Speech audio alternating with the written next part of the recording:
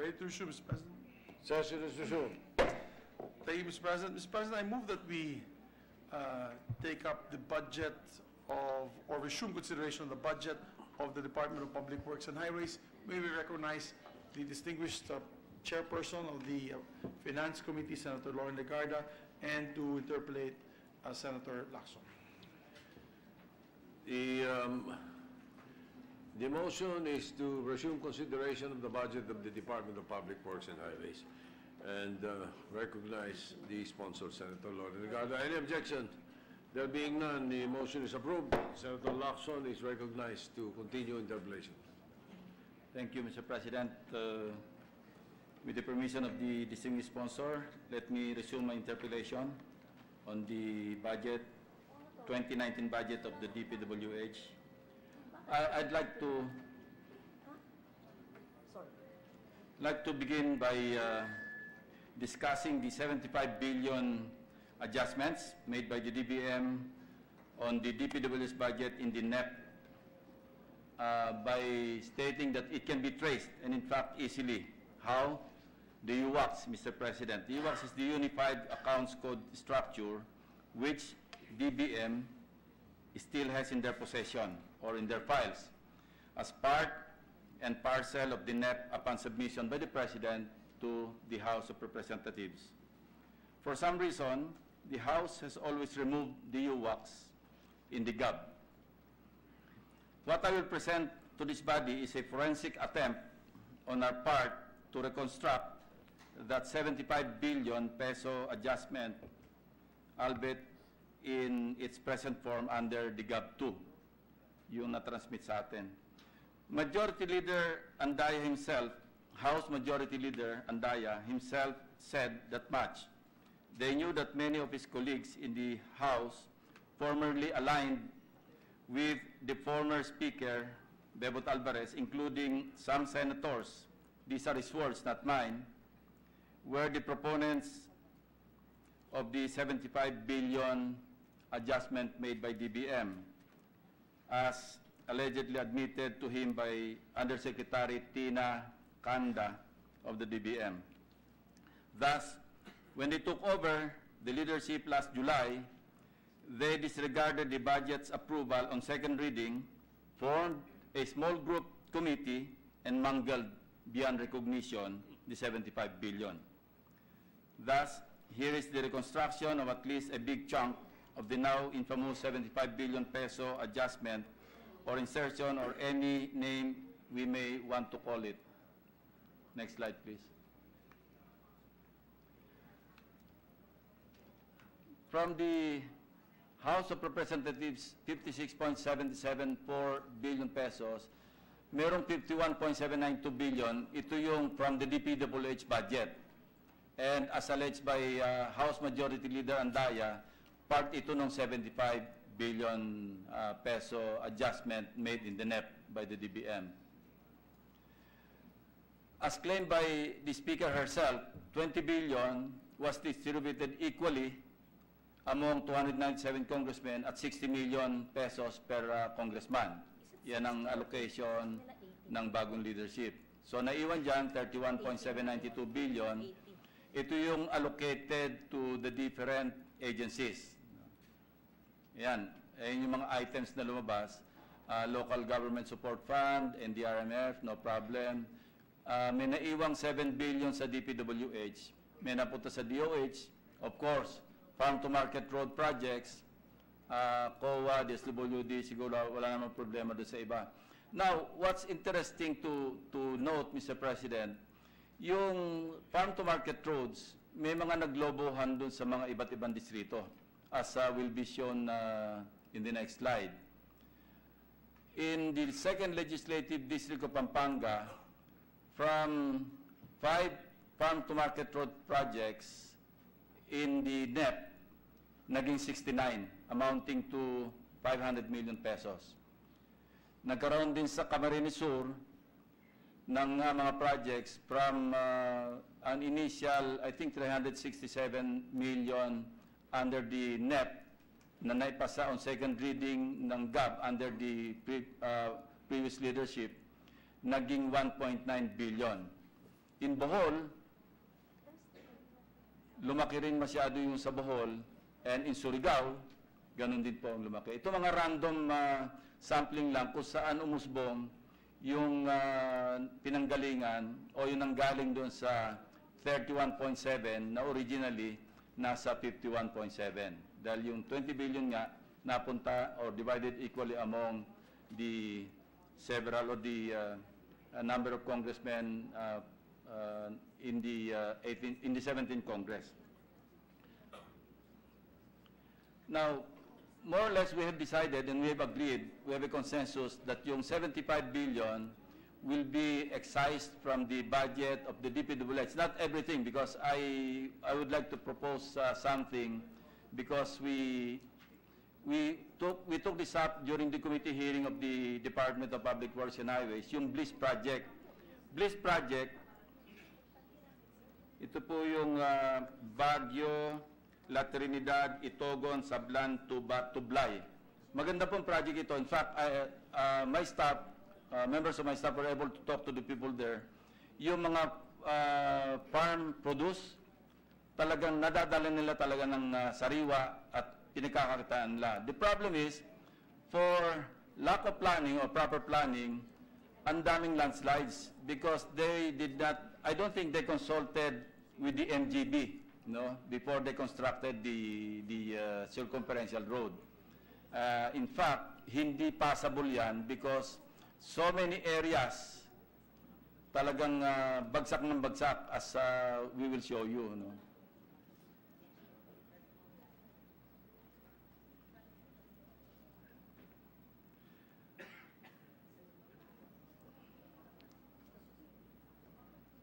Wala halos magamit dito, and Congressman Cosalan came to my office pleading that we do not delete, because at the time I told, during the committee hearing, I told the DPWH family that I would delete the 590 million pesos for road construction sa this is a multi-year project, Mr. President. Meron 590 for 219. Meron na nagastos dito 400 million and another for 800 million. So yung 590, I threatened to have it deleted simply because hindi ready yung project for road construction. And kailangan munang ayusin yung slope protection. When we asked the official from the Cordillera, from the CAR, ng DPWH, ang sabi ko, bakit gumuho ito? Ba't nagkaroon ng mga maraming landslides? Ang sagot niya, when we inspected, it was solid rock. When we constructed, it was not solid rock. So apparently, when we inspected, it was solid rock. So they constructed. When they constructed, it was not solid rock anymore. Hence, the landslides in the different parts of the circumferential road. Now, I still maintain the position that 590 million pesos for the 2019 budget for road construction should be withheld and not released. But I'm proposing, with the permission of our colleagues, that part of the 75 billion be reallocated to DPWH for slope protection. I would just like to find out from them how much would they need, at least for 2019, to conduct slope protection in the BLIS project. Hindi naman kaya ng isang taon ito. Of course, you will have to coordinate with MGB pa, hindi ba? Nasaan mo yung sponsor? Ay, opo. Ay, happy birthday, attorney. Okay. So how much would... Mr. President, I was listening. how much would yes. DPWH need for slope protection para lang maituloy yung project? Because this is a very good project. This benefits a lot of people in the Baguio, Itogon, La Trinidad area. How much is your slope protection? At least for 2019. So we can set aside part of the 75 billion for slope protection. Mr. President, thank you for that question. Out of the 9 billion plus total cost of the BLIS circumferential road, the amount of 6 billion is needed for slope protection, and cliffside protection with approximate length of 36 kilometers, ranging with a height of 10 meters, more or less. How many square meters will be covered by this slope protection? 36 Because kilometers. hindi po linear meter ang usapan dito. Eh.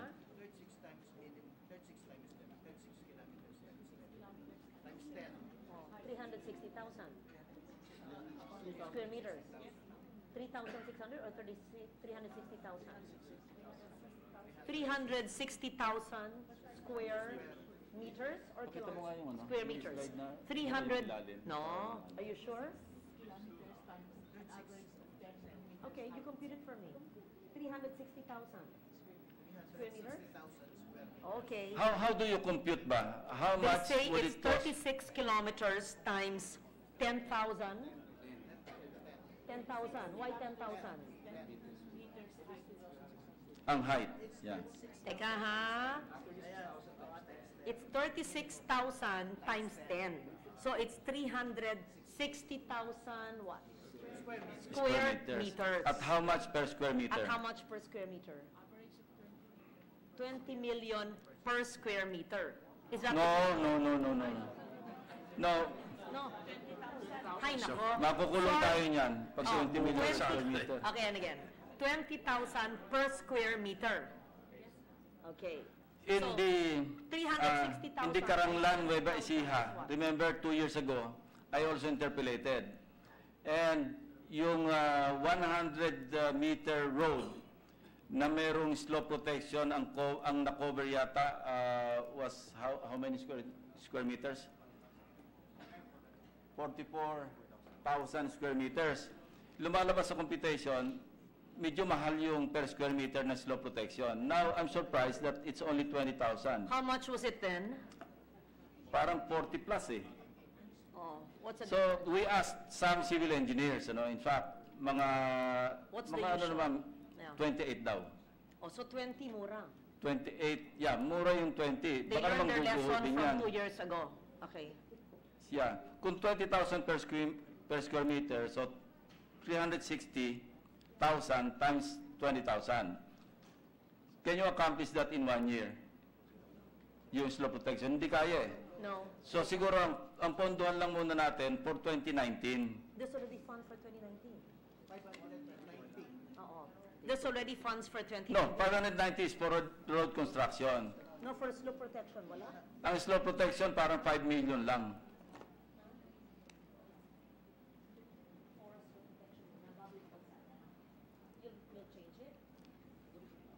They're suggesting that the provision for road be used for the slope protection. That's all they can do for the year. They can't do the whole 36 kilometers for 1 year. Yeah, we understand, Your Honor. Just to underscore, the point that I'm trying to state here. Tingnan po ninyo nangyari dito sa isang segment ng road, just sa Bliss area.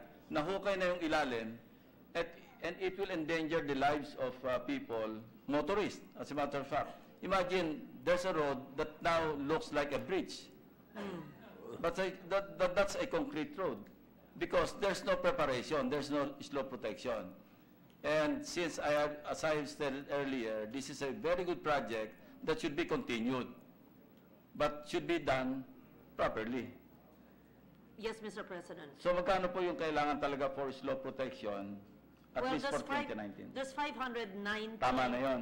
for the road, Yeah, for the road. not provided yung slope pa. But they can change it or use part of the 590 for the slope and the road. And they will just request or put it in their NEP 2020 for the balance. Because it's Yes, cash-based, baka hindi na nila, masayang lang. Okay. Yeah. Have you done your coordination with the MGB? But how did you come up with the 360? With the MGB. They are coordinating, they have coordinated with the Mines and Geosciences Bureau, and that should not be just for this road, but for For all all. roads. Yeah. An EIA and coordination with the MGB is SOP, should be SOP. So yung area to be covered, nanggaling na sa MGB yon? Kasi manggagaling dapat sa MGB yon. Sila nakakaalam ng hazards eh. How did you Is come the up with 36 kilometers slope times 10,000? coordinated with MGB? Did the information come Hindi from pwedeng hula-hula. Hindi pwedeng visual. Kasi hindi naman lahat ng area dito kailangan ng slope protection. There are areas na may hazards.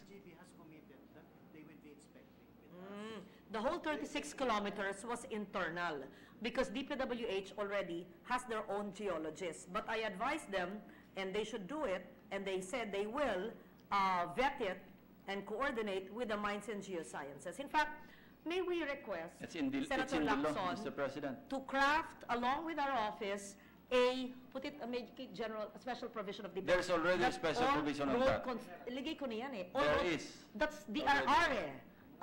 All constructions must be in coordination with the MGB of the DNR. Diba? That's part of No, resilience. there's already a provision Meron na yan, parang under the GAA. I always put that eh. Ang problema, hindi nga nasusunod. Ayan, andito yung general provision. Meron na nga.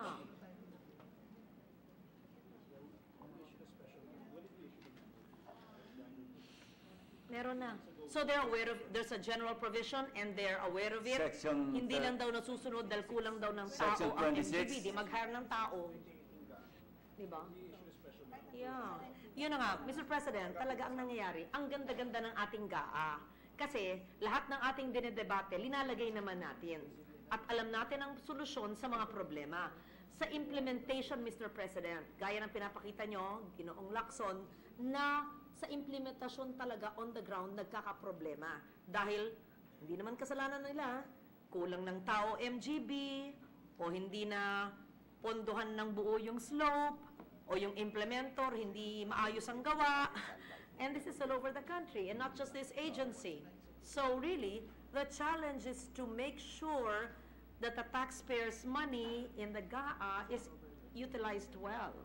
So all the general provisions you can think of are already there. The oversight function of Congress is so important. And I'm grateful to Senator Lacson for doing this all and micromanaging and be eagle's eye. And I wish you could do this in every department because you're helping me in my job. Sa ibang department kasi walang kailangan slope protection, Mr. President. No, not just slope protection, but all other, I would Yeah. like you to do it in, let's say, in Levity national... aside, Mr. President, we will do that in the next... I would like you to, let's say, look at the NGP of the National Greening of the DNR. It would be good to look at the FMRs of the DA. Dami yan eh. Now, the figures to be submitted are important because we'll be submitting our amendments to the Mother Committee. We've been waiting for your deadline- amendments. Because hindi pa nga tapos yung interpellation, Mr. President. That's the reason why we have not submitted our amendments. Because as you Attorney know, Doblon is turning 60 today, has turned 60. Her request is for the amendments to be submitted by as you know, today. Mr. President, wala naman akong individual amendments lagi. My amendments are always institutional. Pareho naman tayo Opo, alam ko po yun. Yan So, pwede na po natin iwanan to. We'll just await the submission of DPWH. You can actually submit directly to Attorney Doblon. The submission you're requesting for But it should be science-based, is how much they need Yes. for slope protection. at least for 2019. They already said, ang kaya lang nilang magamit ay yung 590. No, that's for road construction. Which we will change the wording to include slope protection for the portion where they will do the road. No? Oo, yun lang, ang kaya nila. So, hindi na kailangang matutuwa si Senator Dillon pag hindi na nagalaw yung 75 billion kasi pupunta sa health yun.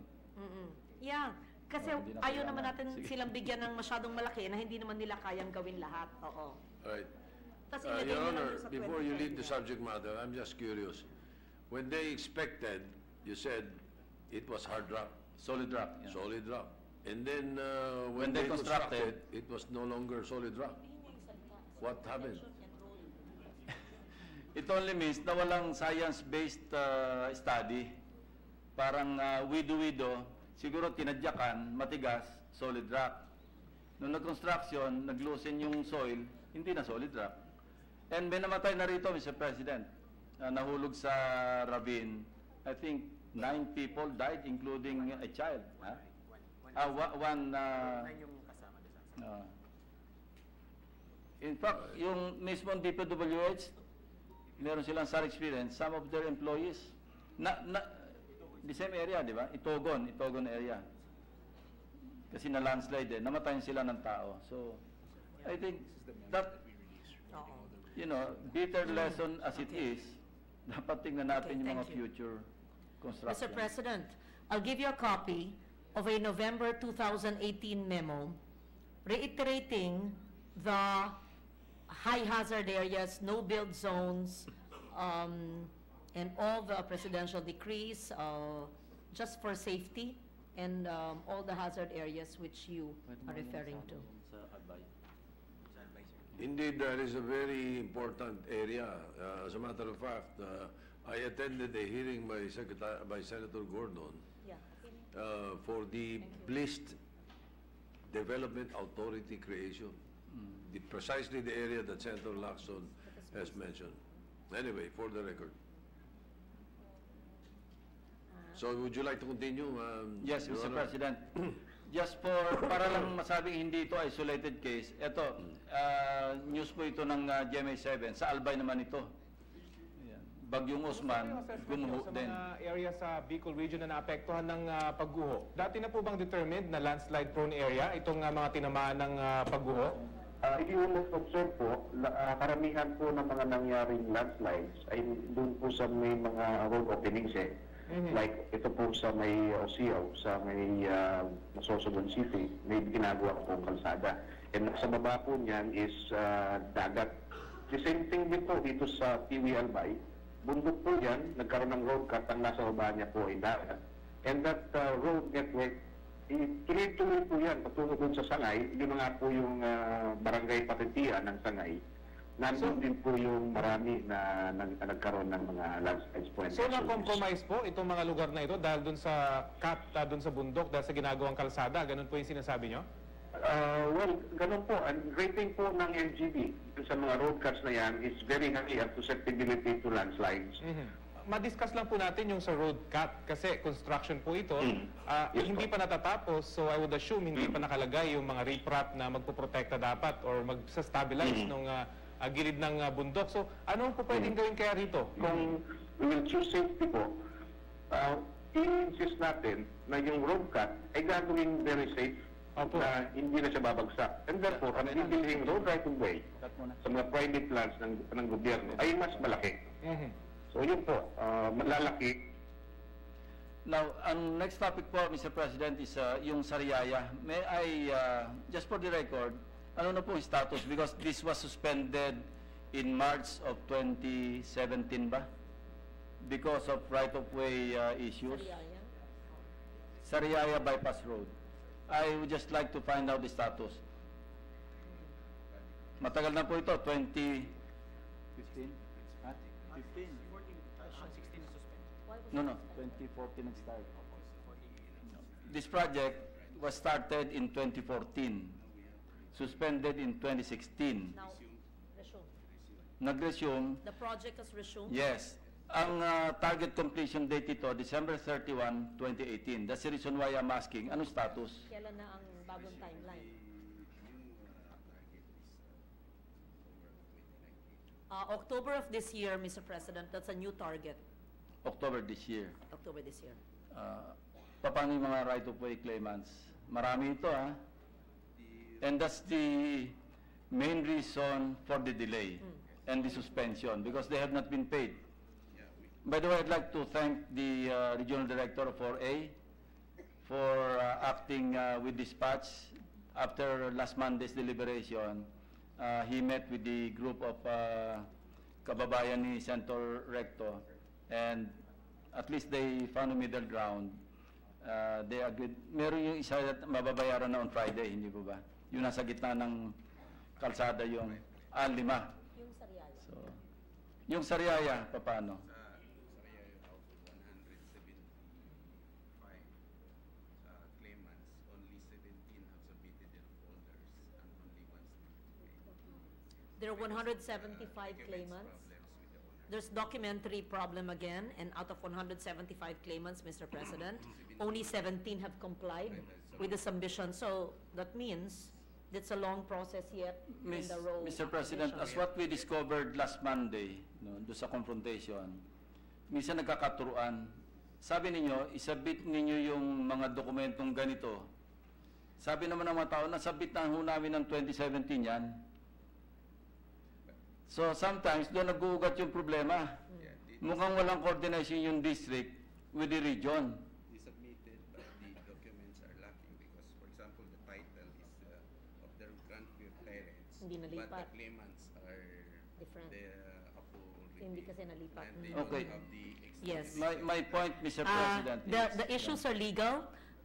It's very common in the Philippines. Ang titulo nasa lolo pa, ang claimant o nakatira doon ay apo, hindi pa nailipat yung titulo. So, wala naman silang special power, extrajudicial settlement, hindi pa naayos, usual. Mr. President, may we plead with DPWH just to walk an extra mile para turuan yung mga tao kasi mga, alam nyo, hindi Correct. naman minsan No, nakakaintindi. we yung mga really yun. have to capacitate Yes. them how to deal with this. We extend our lawyering by in terms of Please. Dapat libre na ang abogado, shepherd the process. Yeah.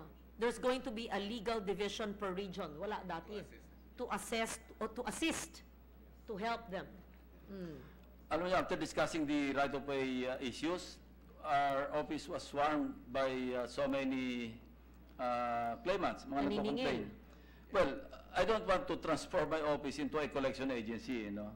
But a case in point, I think this is in Taguig, 40 million, NCR. No? Sa C6 pala, not Taguig.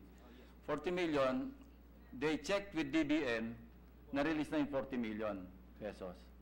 Pero hindi pa nila natanggap. Wala naman siya natatanggap. No, Anong na-release gagawin sa natin? ahensya, sa department.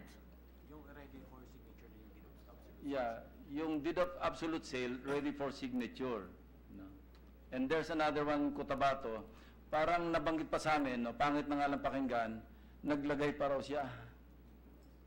Kanino? Huwag na lang natin Hindi, sabihin. anong Mr. ahensya? President. Well, never mind, Mr. President. Basta yun yung plight ng mga tao. That's what I'm trying to point Para lang out. sila mabayaran sa Well, lupang yes, because kinatatayuan 40 nila. million is 40 million. Nakatanggap ba ng 10 daw? Wala pa, sir. 10 lang itong ibibigay sa kanila. Ang sinabi, 10 lang ang pwedeng ibigay. Ano po ba yung regulasyon dito? Di ba at least 50% kailangan maibigay? Kasi may pondo naman po for 2018, we have 20 billion pesos only for ROW. For 2019, meron tayong 28.9 billion pesos. Again, Yes. Mr. President, all the details that are lodged in your office, can you kindly yes, submit it that's the to intention. the office of Secretary Villar, and he will expedite the processing, and the legal division of the regions will shepherd the process, help them comply, Yeah. especially when there are extrajudicial settlements that need to be addressed. Yeah, and I trust that Secretary Villar will act on this. No? Kasi minsan, hindi naman nakakarating talaga rin sa kanya. Sa regions lang umaabot. But, you know, yun ang problema. In the meantime, people are suffering. So as they come, we'll just forward it to the office of the Secretary para na lang malinaw. Ano? Okay, so much for that issue.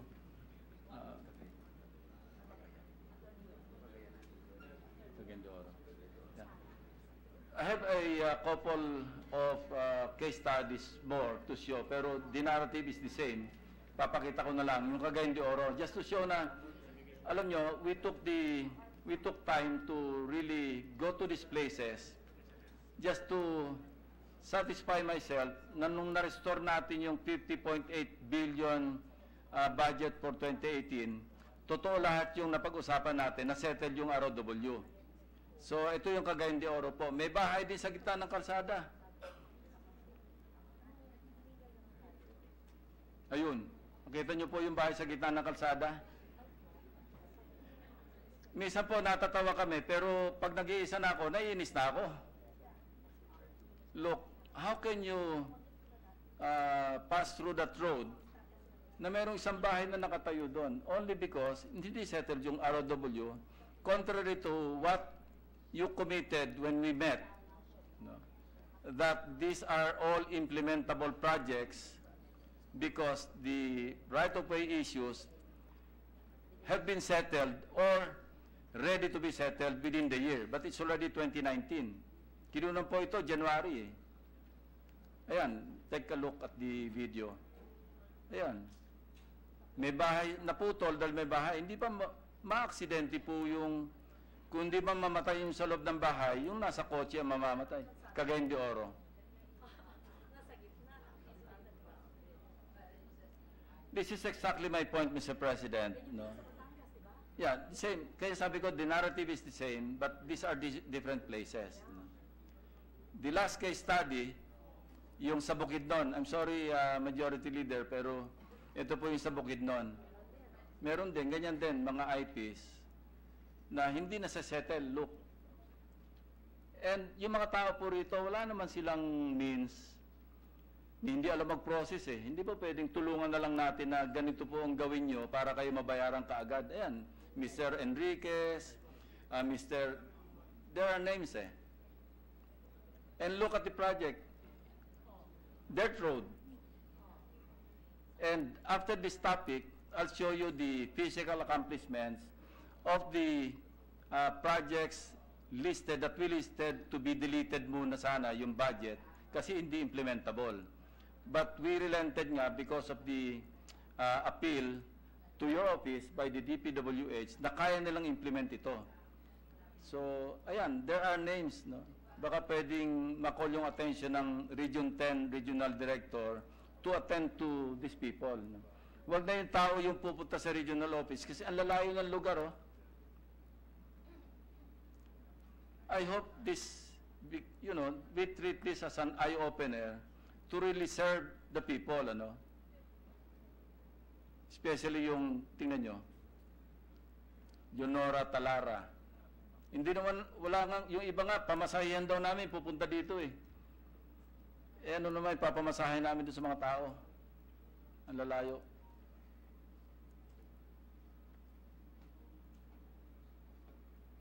Ayan, yung bahay na yan, tatamaan ng kalsada yan eh.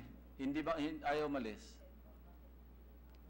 Kasi pag kumanan, tumbok yung bahay. Because the right-of-way issue has not been settled. And this, I think this happens all over the Philippines, hindi lamang po sa Cagayan de Oro, sa Bukidnon. Now, policy issue, how do we solve this problem?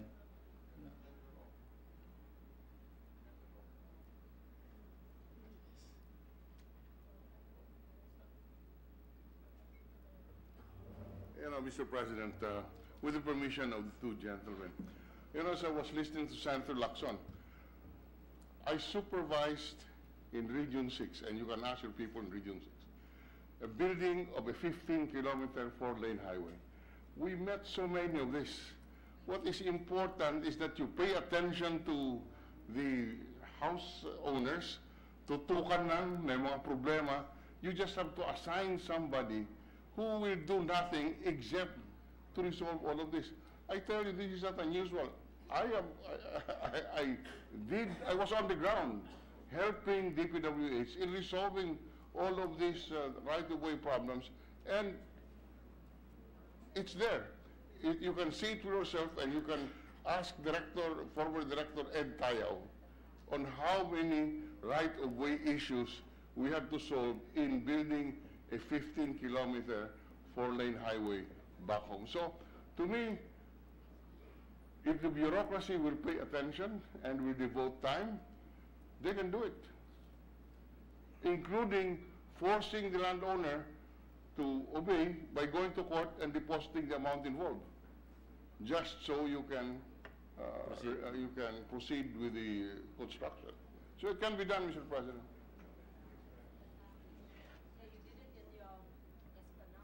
Mr. President, let me also share our experience. Since I was a congressman, and I'm sure many of us here have passed through the Star Highway. Nung araw, hindi toll road yan. That was a national road. It took us 40 kilometers from Santo Tomas to Batangas City, almost 13 to 14 years to finish. Nag-umpisa yung project yan, congressman pa lang ako.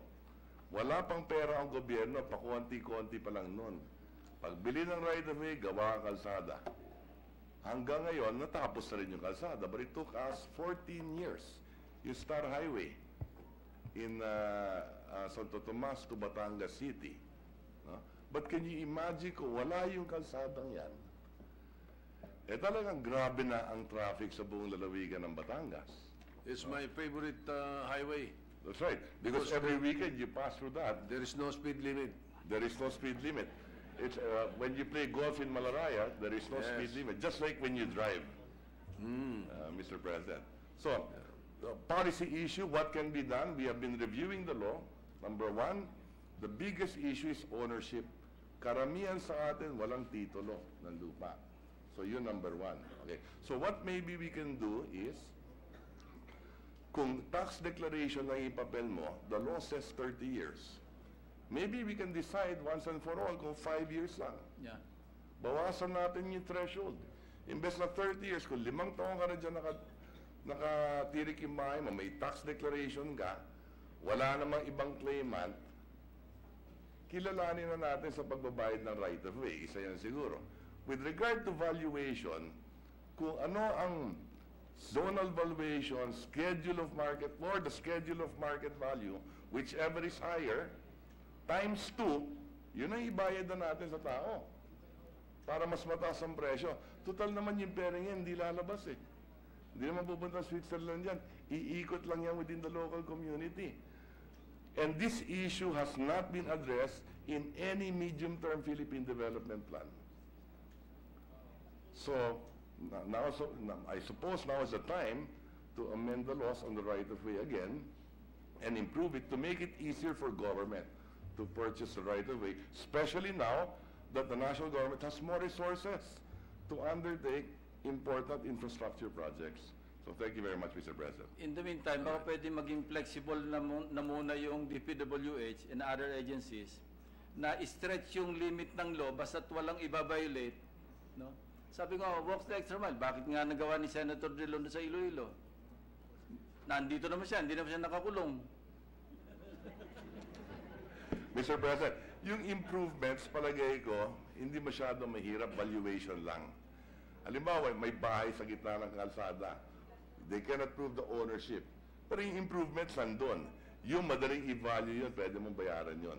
Ang problema lang talaga yung lupa. Based on my experience, Mr. President. Thank you. Thank you. I think we made our point, so we leave this topic. Now, we request the DPWH to submit to us the physical accomplishments, yung mga items, yung mga projects na we sought to be deleted sana, but pinrestore namin dahil sabi nila yung right-of-way, maayos nila. So, here's the list. Submission po nila ito. Look, 60 lines or line items under the 2018 GAA with less than 1% accomplishment. How would you explain this, Mr. President? Madam Sponsor. 60 line items. Among those na na-discuss natin in your office last year, na sabi nila, implementable. Now, 60 line items, less than 1% ang physical accomplishment.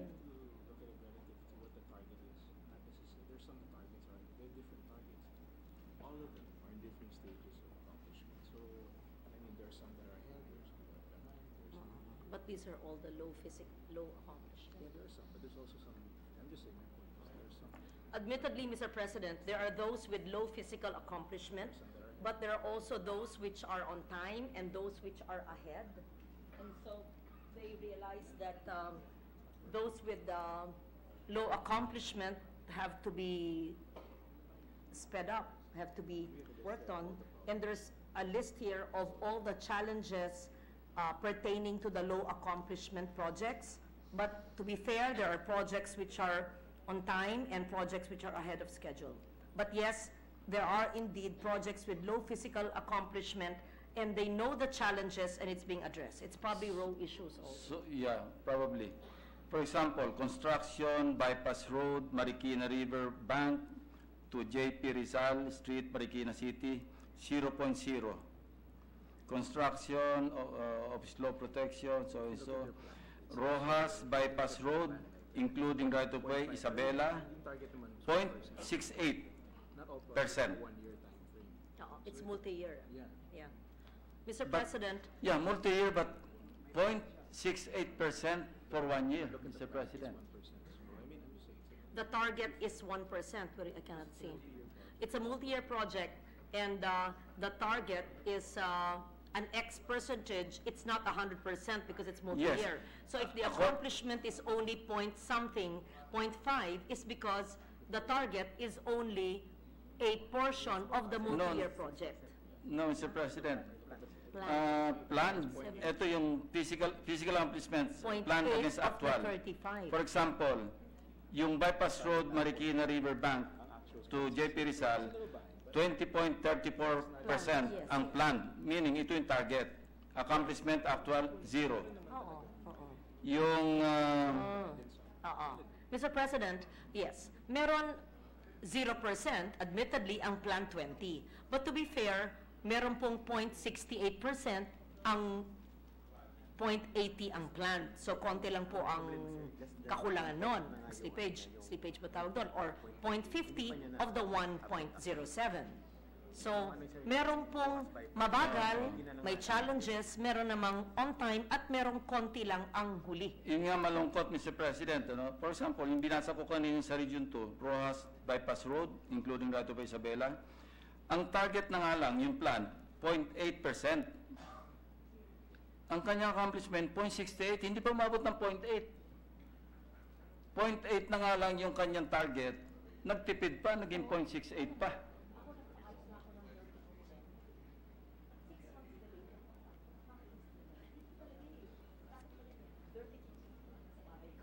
Itong isa, Region 3, Daang Maharlika, kilometer so and so, ang planned or target, 1.07%, actual, 0.5%.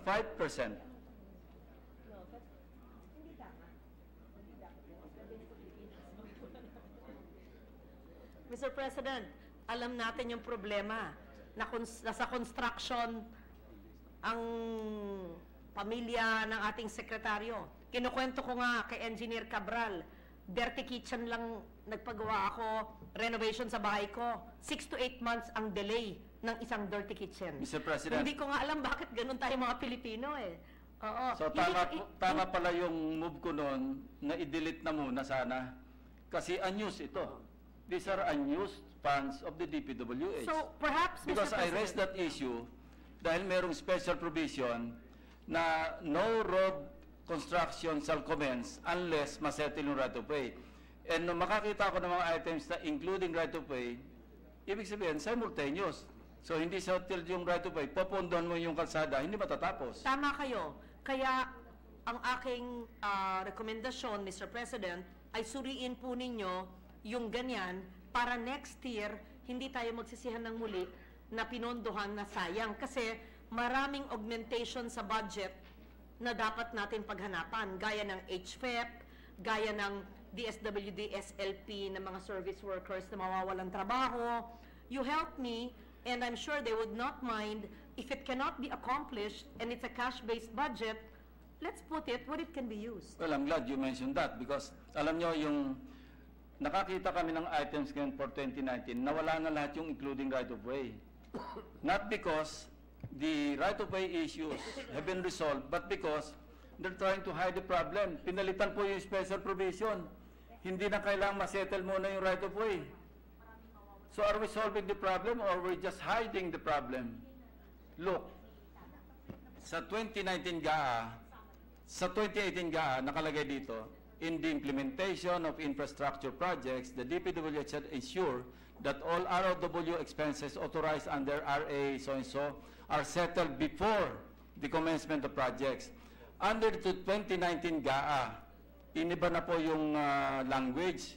Sinabi niya, the amount of 29 billion for something appropriate shall be used exclusively for authorized. Nawala na yung provision na dapat isettle muna.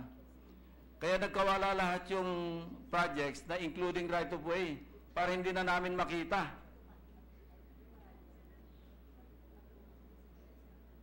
So at the proper time, Mr. President, I'd like to amend that provision in the 2019 proposed budget. Ibalik na doon sa dati ng Section 12 of the GAA 2018. Iniba nga, nawala na nga yung including right of way. So we're not solving the problem, but we're hiding it. No, ibalik na lang po natin sa GAA 2018. 2018 No, na because in provision. GAA 2018, I followed this, the special provision of GAA 2018 was our traffic version of existing. Bakit nag-iba sa 2019? Gab pa lang yan. Kaya nga ibabalik natin. No?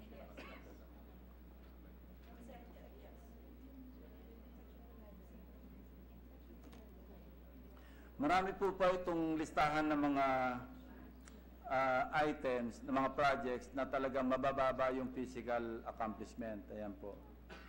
Para hindi na rin tayo magtagal kasi ganun din. Yung salawag, imagine 1 week after matapos yung tulay, nagiba. Yan nga, oh. Yun, si Katha. Anyway, naayos na rin ito kasi ni-repair na rin nila. At no cost to the government, at no additional cost to the government, I hope. No? Ano na ba yan? Blacklisted na ba yan? Di ba dapat blacklisted na? Kung ganyan ang track record. Diba, kung ikaw ang gagawa ng tulay at 1 week after maguguho, hindi dapat, wag nang bigyan ng kontrata yan.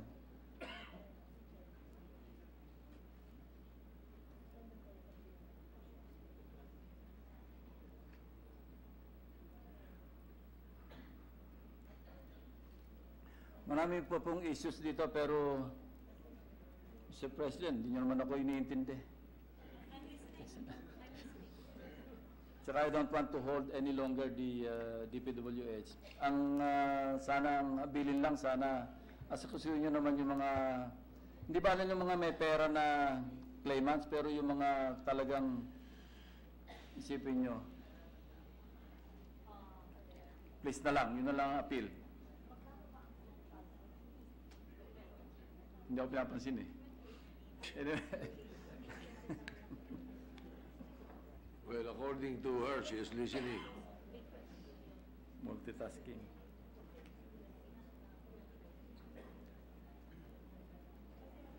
Can we have the assurance of the DPWH? 1 week suspension, Mr. President. Session suspended.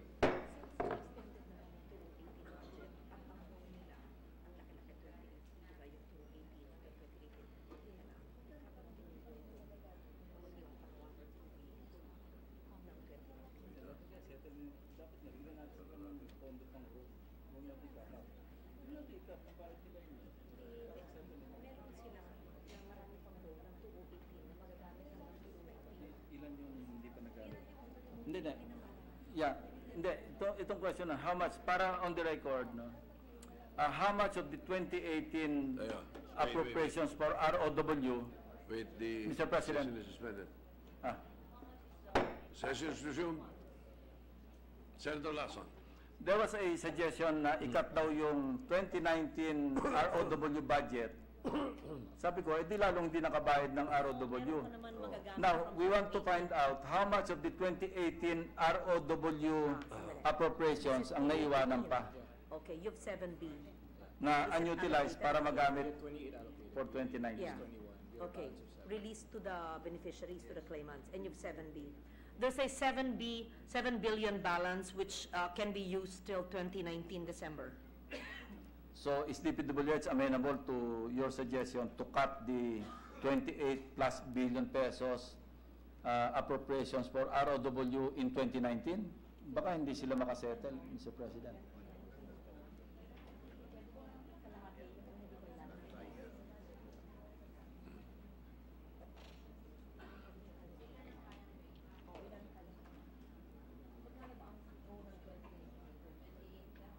Yung historical data ng mga budget.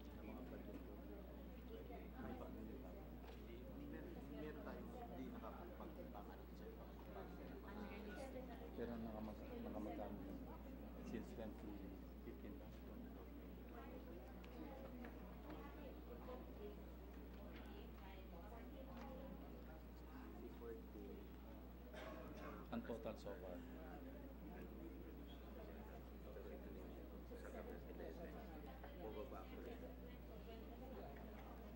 Mr. President, yes, they agree since the 2018 budget has been extended and it's already January, we will enact the budget by February. By the time it's downloaded, March, April, halos ban. Kalahating taon na yan, June na eh. Hindi ho magagamit yung buong row. Kaya maari tayong magputol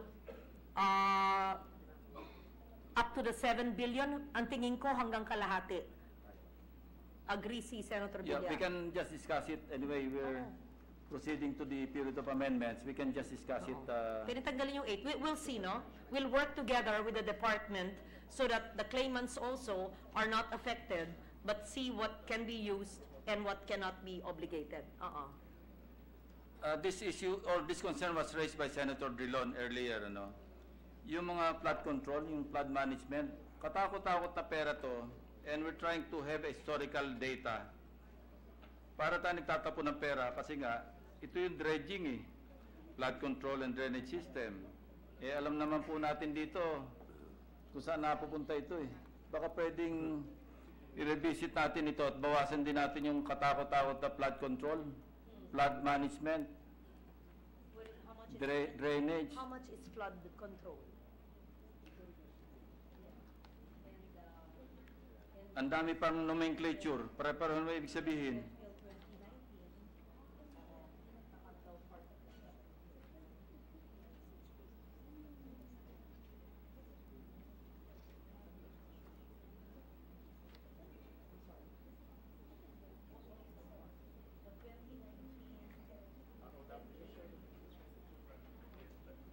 Senator Drilon. With the permission of Senator Lacson, would the DPWH be amenable to having a deliberate policy of acquiring dredging machines rather than contracting out dredging on a yearly basis? And I am speaking out of experience. You have your regional director here in Region 6.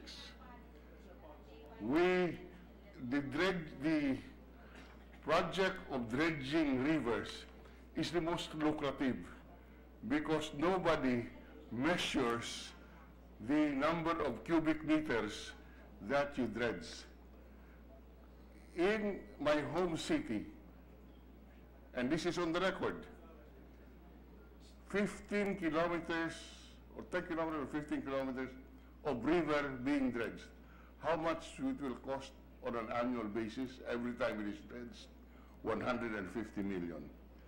What did we do? We bought 2 dredging machines costing 37 million and a half for each machine. So if you go there to Iloilo River today, DPWH has 2 dredging machines dredging 24/7. This to me is an example of something, of a method by which we can be more efficient. May I request that the previous secretary, Secretary Singson, was already starting with this program of purchasing dredging machines rather than contracting out dredging, because it's a source of corruption. We hope that the DPWH can consider this policy.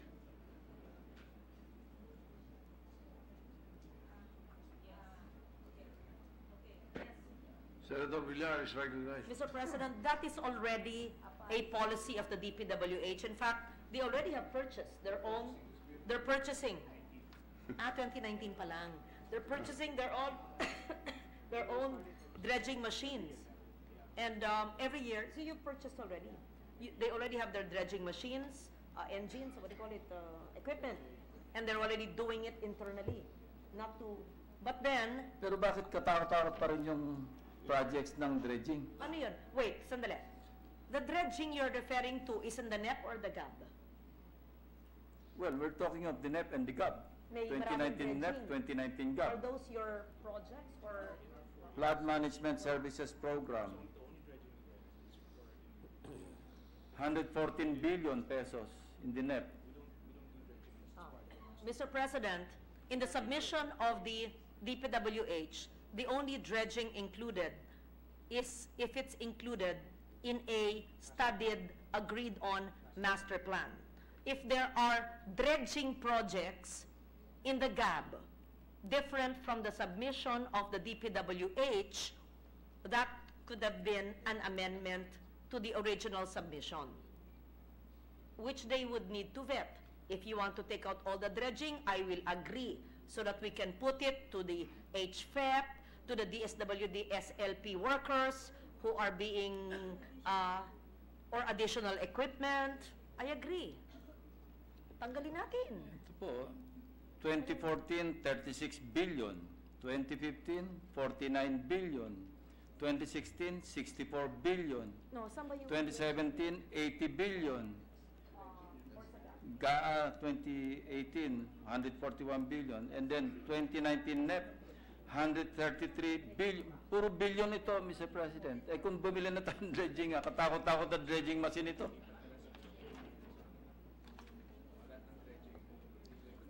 Lahat na lang ng dredging, ito po ang suhestyon ng DPWH, gawin na lang capital outlay, bumili na lang ng equipment, at kayo ang mag-dredge. Do you have the people to do it? Special office. You subcon with the labor, but the machines are yours. So by administration. Eh baka may ano din yun. No. Eh baka kurakot din yun. Job order na lang nila yan. Yun. Na lang If you want to amend the dredging na sinasubcontract, you can just change it to capital outlay to be purchased by government, and then they will do it by administration sa LGU. I'm not sure if it's going to be any better.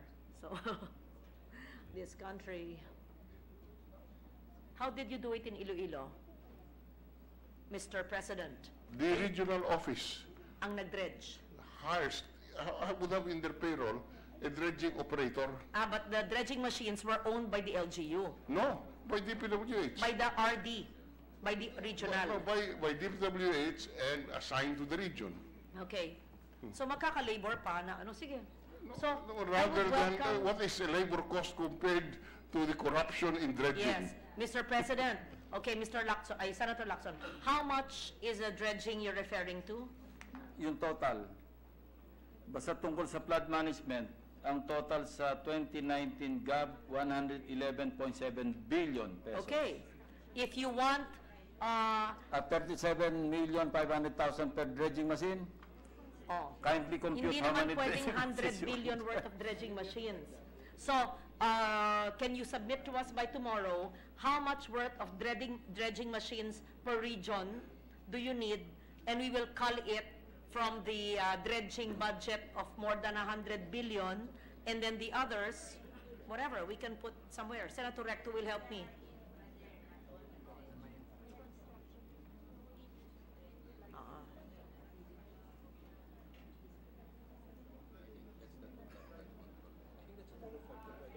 Hindi naman dredging yun. Oo. So, can we just, ihimay na lang natin, ha? LBRMO. Can I make a manifestation? LBRMO and the DPWH work, baka yung 100 billion worth, that's the total flood control. Yung Total, dredging total. lang ay call natin, and then we convert the dredging to machine. capital outlay purchase of equipment as long as they need it sa region, at kung sobra, then we can put it elsewhere. Senator Villar is recognized. I want to share my experience, Mr. President, when I was Congresswoman. I remember the Department of Public Works gave me a 5 million dredging budget. And it was collected, but I didn't see any dredging. So from then on, I did not accept any dredging budget. What I did was to buy from my allocation 10 backhoe machine, and I asked the local government to operate my backhoe machine because they're the only ones who can give salaries to those operators. And we dredge. Using the backhoe, we started in 2002, and I guess after 10 years, we did very well.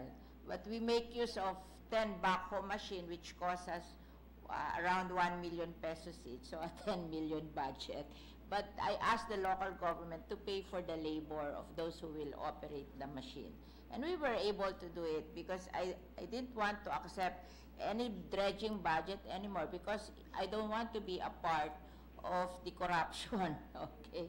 Because we won't profit from any dredging budget, so I just didn't accept, so we won't be part of the corruption in government. So I guess when Secretary Mark came into office, I was telling him, better give na lang the local government the machine and ask them to dredge.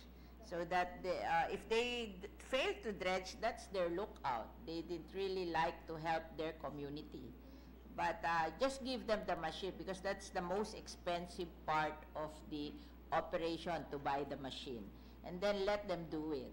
If they really love their community, they will do it. If not, then that's their fault. Okay.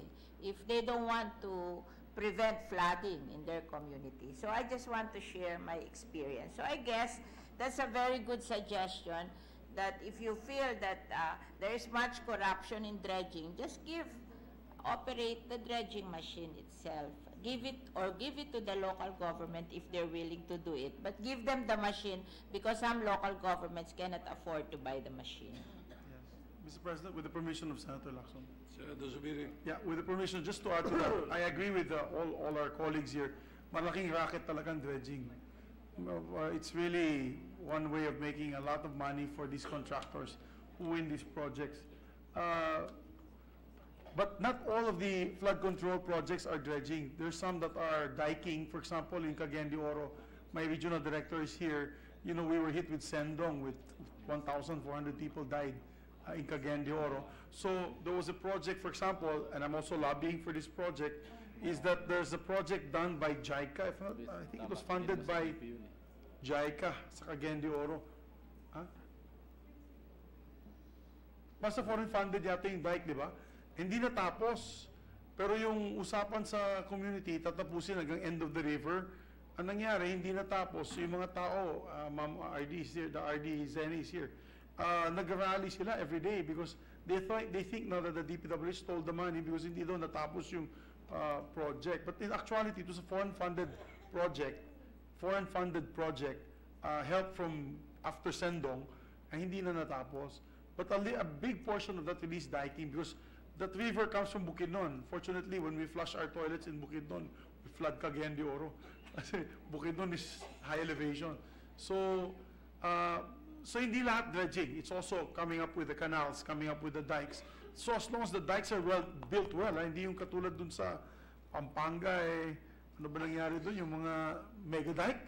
Pag lumipad po kayo nun, papunta ng Northern Luzon, makita mo, halos sira-sira na yung mega dike na yan. Mukhang spinay lang yata ng simento yan, hindi naman masyadong inayos yun. With all due respect to those who were probably here building it at that time. But we need to build reliable dikes and reliable canals to make sure that these areas are protected. Pero hindi na dredging. But I agree with you, Senator Lacson, yung dredging talagang malaking racket. Yeah. Thank you, Mr. President. These are very good suggestions and experiences shared. But I'm afraid we may be talking to the wrong audience because dumadami dredging pagdating sa house eh. Hindi na tayo si DPWH. Doon dumadami katakot-takot ng items sa dredging pag dumaan sa GAB. Helpless din naman yung DPWH. So on that note, I'd like to terminate my interpellation. I'd like to thank the distinguished sponsor for her patience as well as yung DPWH family. Thank you very much, Mr. President. Happy birthday, Attorney Doblon. You got your wish. I wish to sincerely thank Senator Lacson for helping me in the budgetary process and would request him to summarize your amendments so that we would know from the 100 billion worth of flood control, ilan lang yung dredging, which we will convert to capital outlay for dredging equipment. And if you want to craft a very explicit special provision, I would be more than willing to incorporate it in the DPWH budget. We will also look into the possibility of scaling down, along with Senator Villar's suggestion, the raw budget because of the continuation of a 2018 budget where they still have 7 billion, and so we can take out the 8 billion from the 2019, and that can be used for the other departments that need to be restored as well. So I thank you for enlightening us, for your complete staff work. Very good. We thank you for that. And we will await your amendments before sunset today. Yeah, Mr. President, just one question. Yes, the With President. the permission of the President, just one question. I don't think anyone has asked the issue on the cash budgeting as far as DPWH is concerned. No? So just one question, one issue lang on the cash budgeting, if I may. There is a general provision, I don't have it with me right now, in the NEP, GAB, and the Senate version as far as the cash budgeting is concerned. Now, my concern is this. What is the understanding of the Secretary as far as the payment sa cash budgeting is concerned? My understanding is that you can obligate the budget within the year. As far as infrastructure projects are concerned, is there a limit, a time limit to pay the project? Under cash budgeting? Under the cash budgeting, Mr. President, within the 12 months, it must be obligated. Yes. It must be disbursed. It must be implemented. And it must be paid. However, Not in 12 months. in 12 months. However, No, I yes, don't think yes. so. If we were to be strict, but the House version extended it to 18 months. But under the strict, if kung DBM ang kakausapin mo, Correct. 1 year lang talaga. Obligation, disbursement, implementation, and payment, Mr. President. Yes. It may not be, okay, I believe in the cash budgeting, but it may not be practical because we're already 2 months delayed. The President will sign the budget by February. Correct. By the time DBM vets it and implemented it, March. And then there's a ban, but you are going to craft the provision that Which the I ban submitted already. will be submitted already. We will follow that, and everybody will be happy to expedite the process. Service to the people will not stop while people are campaigning, so we will continue with the service to the people. Okay, Yes. so just a follow-up on this issue. So 12 months lang po, pero in-increase nila to 18 months. Okay, as far as the House, plus For 6 infra, months. Huh? Now, 1 year and 3 months for goods and services. When you, so Infra. purchases yan at saka professional services. Ang infra nila is 1 year and 6 months, di ba? Okay? 1 year and 6 months. Now, the point is this, Mr. President. I've been reviewing this. I've been reviewing this. Now, Yes. if the obligation is to be done in the year, and for example, the obligation, which is allowed, 1 year obligation, which is Yes. correct. Because today, the situation is, or 2 years ago, it's 2 years. MOE capital Yes. outlay good for 2 years. Yes, under the obligation. So ngayon, there's one step forward as far as the reform. Obligation in 12 months. Obligation, 1 year lang. Yes. Walang problema doon. Okay? Now, let's say you obligate on December. The project, yung kontrata nyo is 11 months. You mean to tell me you have to finish a project in 6 months to get paid? Mr. President, para maliwanag po, under the NEP, it was 12 months obligation, disbursement, implementation, Yes, I and understand. 3 months payment. Extended, 3 months lang, hanggang Correct, Marso. correct. Under the GAB, ginawang 6 months. But still, Yes, I'm aware with the, Yes. I'm aware of that already. My but point is still, this. ulitin ko lang. obligation, Let's say I obligate on December, which is allowed, for whatever. And my contract, let's say it's a school building, is 11 months. You mean to tell me I have to finish a project in 6 months? if you are to follow... To get paid? Yes, yes. You have Now, to would the- finish, Mr. President, under the NEP, the DBM version, and even under the GAB, you really have to finish the project on December 31 of that year. Correct. So would the sponsor accept an amendment to this provision at the appropriate time? Meaning to say, yes, let's follow cash-based budgeting. But you can only obligate within the year. May kontrata naman yan, how many months yan matatapos mo yung project. For as long as it is obligated, it is already an accounts payable. Mr. President, then it is not a cash-based budget. It will be a hybrid, mestizo. Correct. So we're improving, hindi na 2 years yung obligation, 1 year na lang. So I will be open to that suggestion, again, because we're already 2 months delayed and there's an election Precisely. ban. Yes, you're saying that obligation and then implementation can be in the next year. Okay, that means we are becoming more liberal than the GAB. Yeah. And there's still a marked improvement as far as DBM is concerned. Then we cannot call it a cash the obligation budget. is not anymore 2 years, it's just 1 year. I'm sorry? The obligation, we're limiting it to 1 year To 1 instead year. of 2 years. Yes, Mr. And President. that is a marked improvement. It's a already. marked improvement, the 2 years to 1 year obligation, but I still believe we cannot call it a cash budget the way it's defined by DBM Yes, because yes. the implementation will not be within the year of obligation. So can we hear from the Secretary? The cash budget as proposed in the general provisions of the DBM, is that practical? Is it feasible? It's difficult. Mr. President, it puts discipline, but it's challenging because pag kinagawian ay mahirap. Pero conceptually, mabuti. Tama, may disiplina. Na, hindi naglag ang projects, nararamdaman ng tao, minamadali, nababayaran ng mga tao, may cash ang mga tao, mabilis, maganda. Kaya lang, 30 years tayong ganito biglang bago ngayon. The problem Kaya then is gawin that natin hybrid. Puro mga small projects ang gagawin. Yes. Yan ang magiging problema. Yung matatapos lang within... Tama, may mga multi-year naman po ang No, mga but projects. iba naman yung multi-year projects. Ano? It will be easier for the small projects to get paid, but the larger projects, baka hindi mabayaran. Mr. President, the way to do this is that projects then will be multi-year projects. Kung ano lang ang kaya sa taong yun lang popondohan. Okay, so let me give you an example. Let's say the Senate building gagawin. Okay? The budget will be, kung cash base, okay, let's say, so appropriate, let's say you need 10 billion to build the building. Alam natin multi-year yan because it will be 2 to 3 years to build. Okay? The cash requirement per year could be, let's say, 2.5 billion lang. Ang bidding will be what? 2.5 or 10 billion?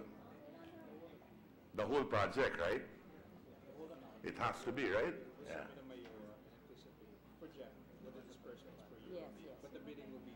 Yes, the bidding Correct. can be within the year, and then because it's a multi-year project, Correct. then they would know the provision and the projection per year. Understood.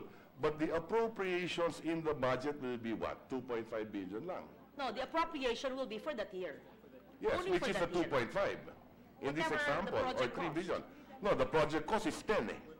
Only The cash requirement only is for that year. 2.5. Do the Mayoa, like for instance, for 10 Yes. billion, it's- For, it's- only for that year. Whatever's under the Mayoa, that's going to be dispersed. Yes. Mr. President, if it's a multi-year project and the Agreed. total amount is X amount, Yes. only for that year will the cash requirement allocation be needed. made. I understand. Opo, yes. But the problem is, then the budget should change. There should be a section in the budget which is multi-year. That is the point. Because the authorization comes from Congress, not from DBM. The But planning would be Congress from will only DBM. allocate the budget that the Congress executive should can know. utilize. Congress should know the amount of the project. Oh yes, nakalagay naman po. No, no. In that situation, hindi mo makikita. Kailangan i-separate sa budget yung multi-year projects. That's the Mr. point I'm President, driving at. yes. On that particular issue. In the BESF, nakalagay po yung mga projects na may Mayowa. Correct. Sa multi-year. Yeah, so it's Okay. indicated in the BESF. Na separate, Separate, item dapat. nandyan nakalagay lahat. Okay? Now, on another side, what I mentioned earlier, let's say a school building, 4-story.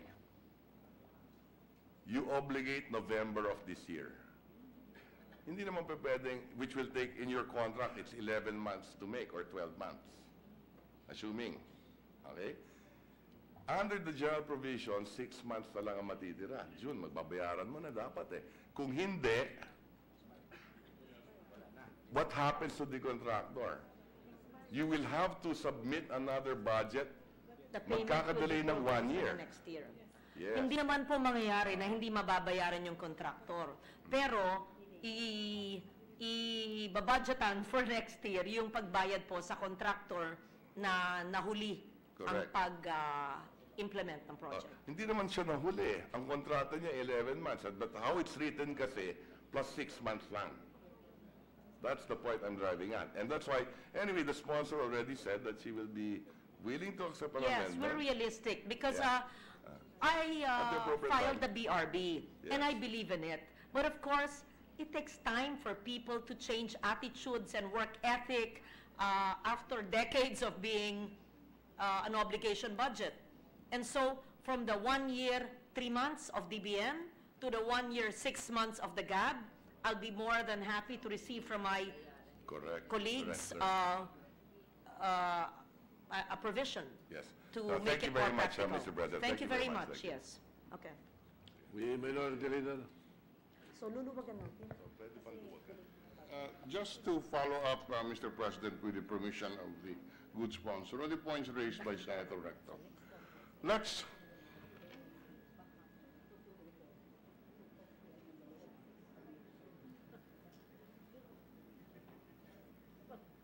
Yes, Mr. President, sorry. Yes.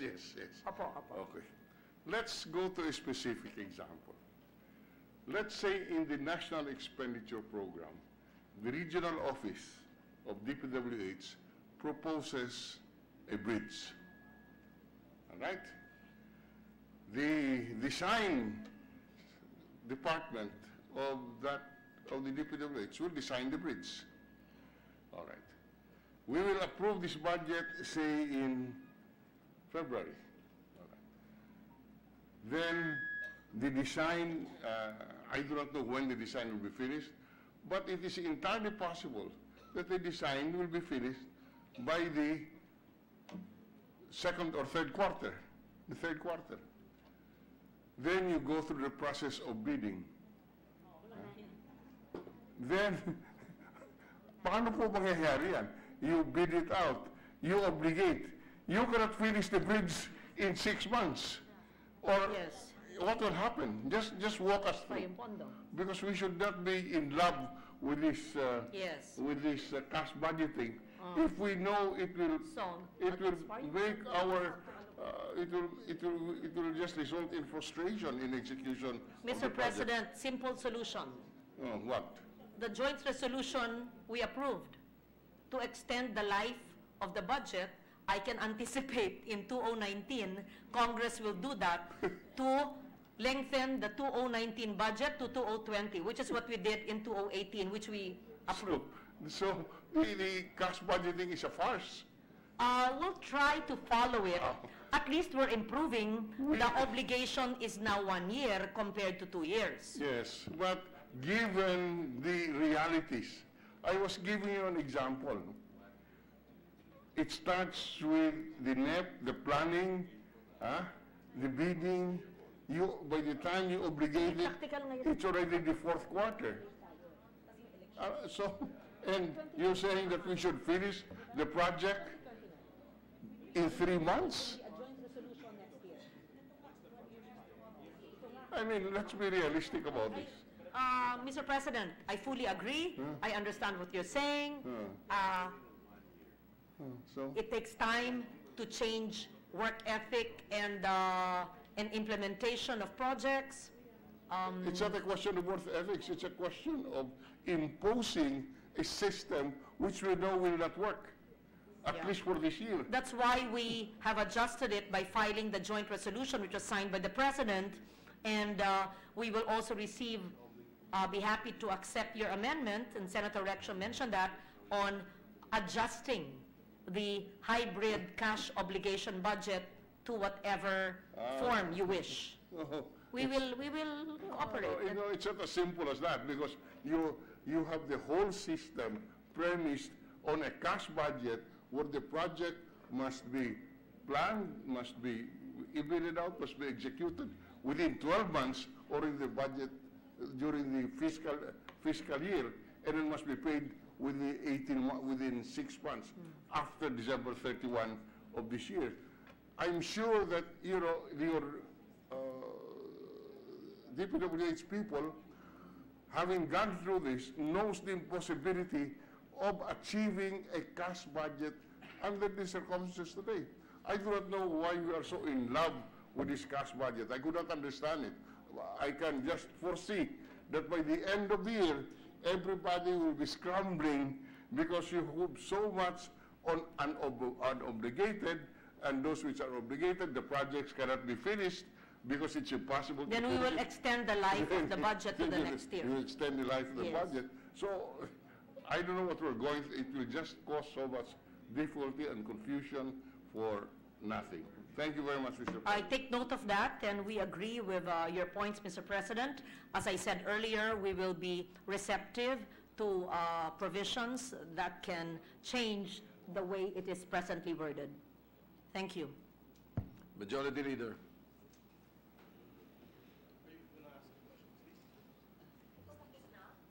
He's going to manifest on that.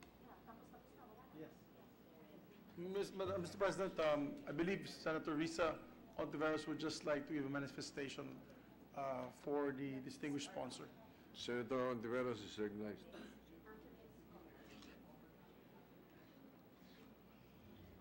Salamat, Mr. President. Mabuti na lang, good sponsor, that the last example in interpellation of the minority leader was a bridge.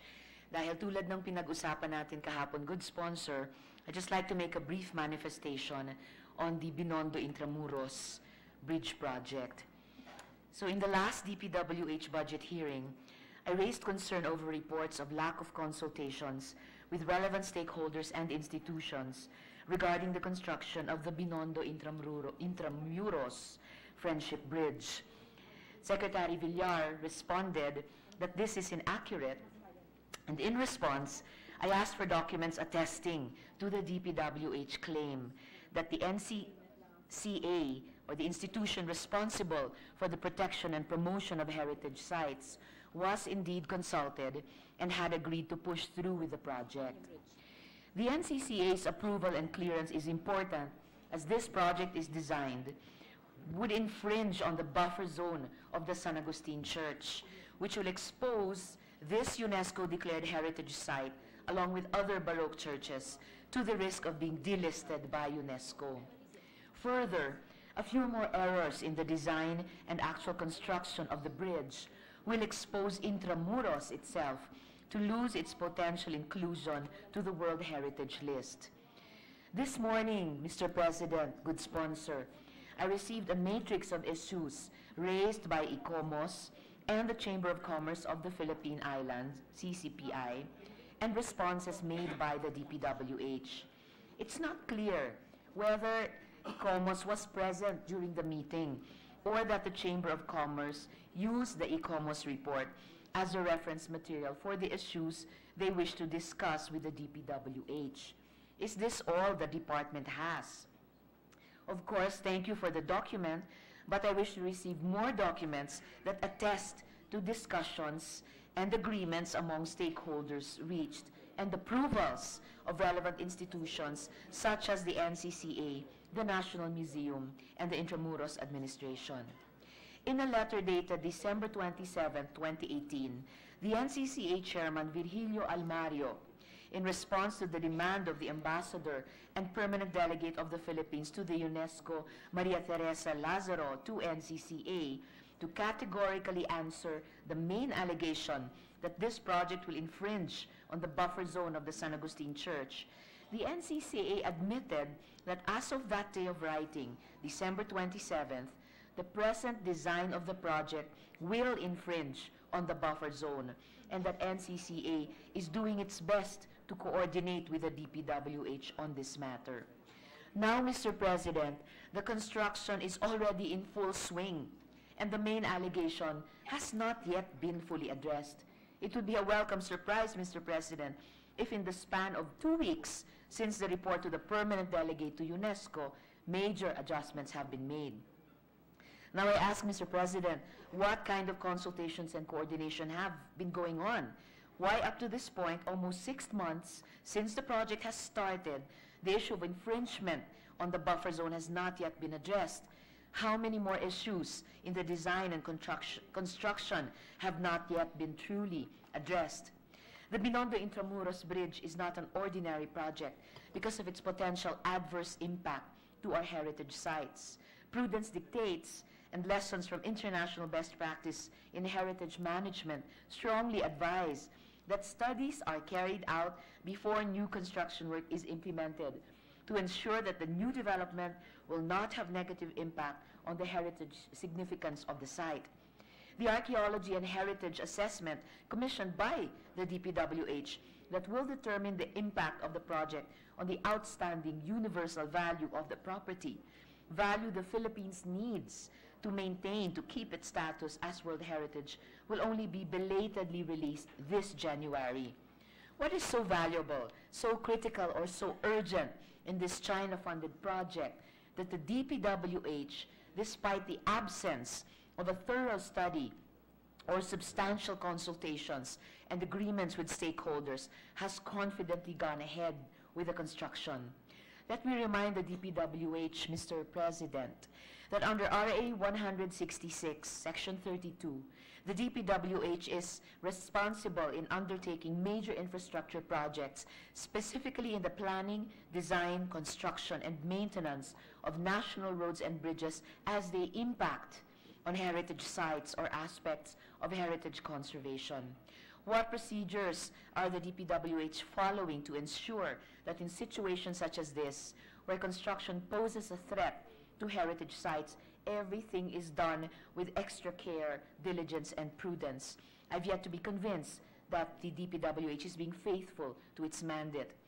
The ICOMOS, or International Council on Monuments and Sites Philippines Committee, in its position paper on the proposed bridge design and UNESCO World Heritage inscription, has warned that there is a possibility that UNESCO may raise concerns about the proposed bridge, and reminded us that the historic city of Dresden in Germany was delisted as World Heritage Site in 2009 due to the construction of the modern Waldschlosschen Bridge. And I take this, Mr. President, good sponsor, from the resolution filed by Senator Nancy. It also stated that the scale and design of the bridge violates the urban scale of 1890, which according to PD 1616 shall be observed. The proposed bridge, highly artistic, fluid forms, do not match the historic character of Intramuros. The bridge may diminish the aesthetic and historic value of these streets as the charming character of streetscapes. This may also affect the nomination of Intramuros. There are more observations, Mr. President, but I believe these are already known to the DPWH. But I wonder, nakikinig ba ang DPWH? Last August 1 and November 21, 2018, Senators Binay and Drilon filed resolutions respectively seeking inquiry on the construction of the bridge and its possible impact to heritage sites.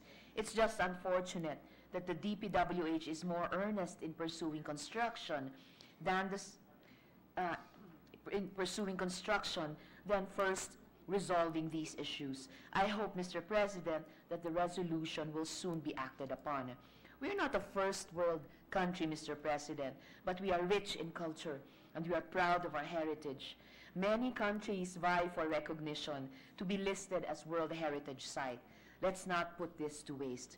Our ancestors, our heroes, have fought hard and have sacrificed their lives in the name of our country.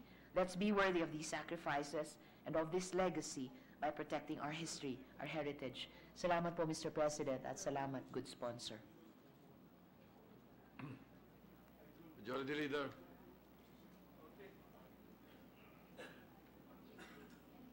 Mr. President, with that, no other colleagues had signified to interpolate the measure. Okay. Therefore, I move that the budget of the Department of Public Works, Office of the Secretary, be deemed submitted. I so move, Mr. President. Any objection? There being none, the motion is approved.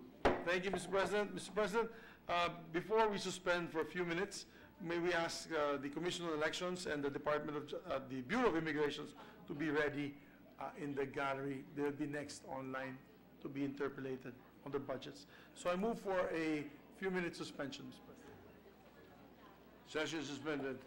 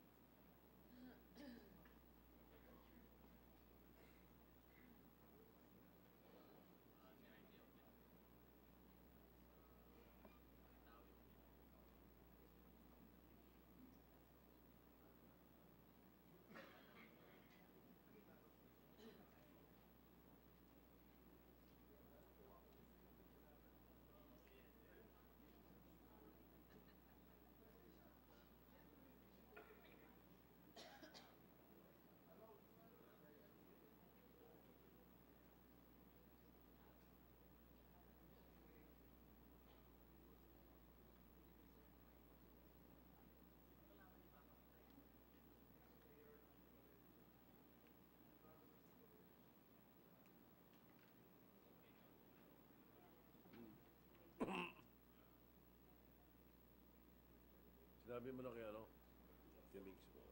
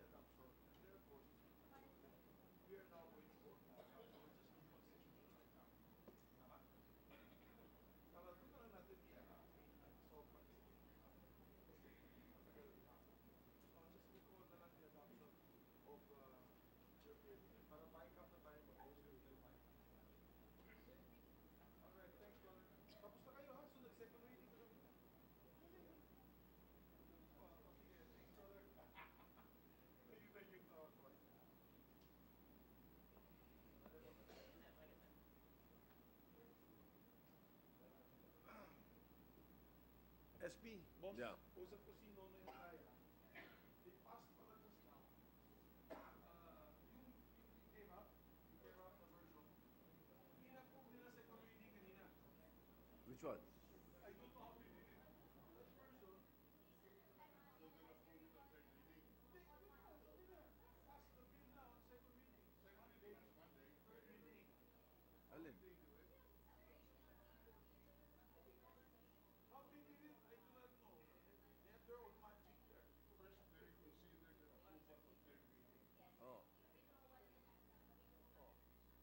In other words, yung bill na binigay ni Rob sa kanya, kagabi, binigay namin kay Rob, pinasa niya today for second reading. Monday daw ito third reading nila. Ang atin, gawin na lang natin para not complicated. Wala tayong tao. I will just recall the adoption of their version. And then, basically, balik ulit tayo sa third reading. May third reading na tayo. And then, we'll constitute now the backup. Reconstitute. This is it. Or would you, why di mo bang, we reconsider the adoption?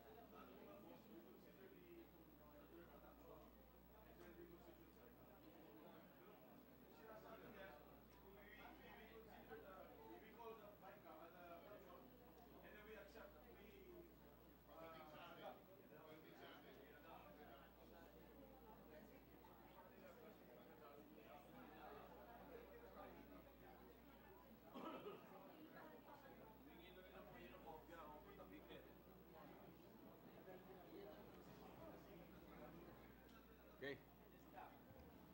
Ojo. Ready to resume, Mr. President. Session is resumed. Mr. President, I move that we consider the budget of the Commission on Elections and recognize the distinguished author, Senator Lauren Legarda, distinguished sponsor rather, Senator Lauren Legarda, to present the budget of the Commission on Elections. Any objection? There being none, the budget of the Commission on Elections is hereby in order. Senator Legarda is recognized. Mr. President, the Commission on Elections has a budget of 10,119,929. I'm sorry. Yeah. That's a gap. Yes. But the Senate version is 10,122,229.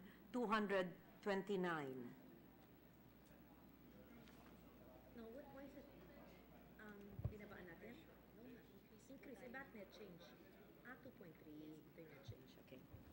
There's a 2.3 million to. Only 2.3. There's a 2.3 million difference between the GAB and the Senate version. This is for the overseas absentee voting, continuing registration, and expenses for the Office of the Overseas Voting. The difference between the GAB and the NEP of 40 million is for the conduct of the plebiscite in Region 11. 2019 NEP versus 2018 GAA. The 2018 appropriations includes the amounts of 8.179 billion for the automated election system and 2.992 billion for the voter biometric verification system.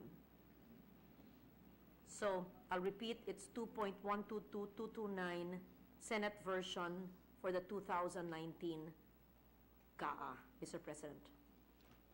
Thank you, Mr. President. Mr. President, just one quick question to the sponsor. Are we a go for Monday's Bangsamoro Organic Law Plebiscite? Yes. Everything Yes. is an A-OK? Yes, Mr. President. Thank you for the hard work of the Majority Leader who shepherded this very all of important us. law with the cooperation of all our colleagues, including the minority. Yes, they're all set to go. We have Fantastic. provided the funds for that, and they're all ready. And we pray it will be a peaceful. Thank you, Mr. President. That means they do not need to be here a single second longer. Mr. President, I move that the budget of the Commission on Elections be deemed submitted. I so move, Mr. President. Any objections? There being none, the motion is approved. The budget of the Commission on Elections is hereby submitted for, deemed submitted to plenary. Thank you, Mr. President. Mr. President, may I ask for 1 minute suspension to allow the Bureau of Immigration to take place in the gallery. Take the place. Session suspended.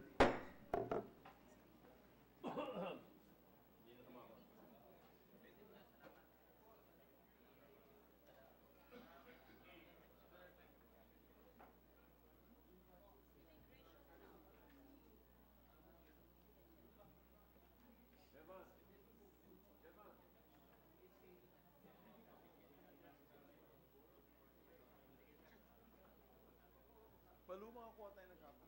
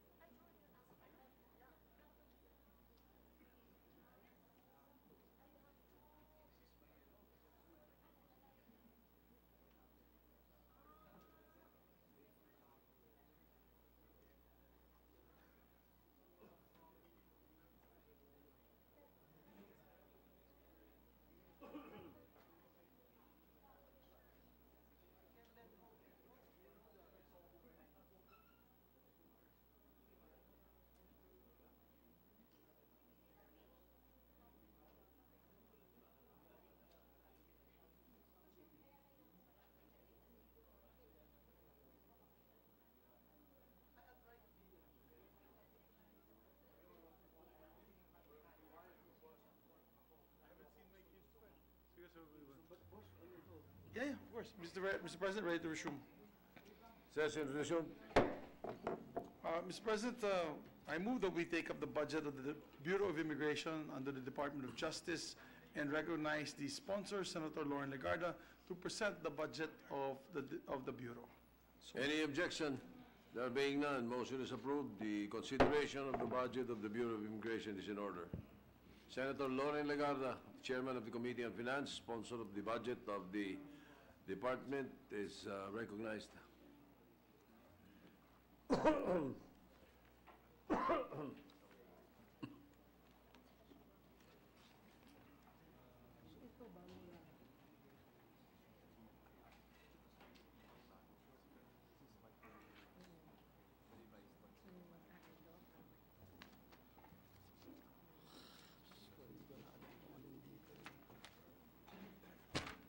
So ito yun.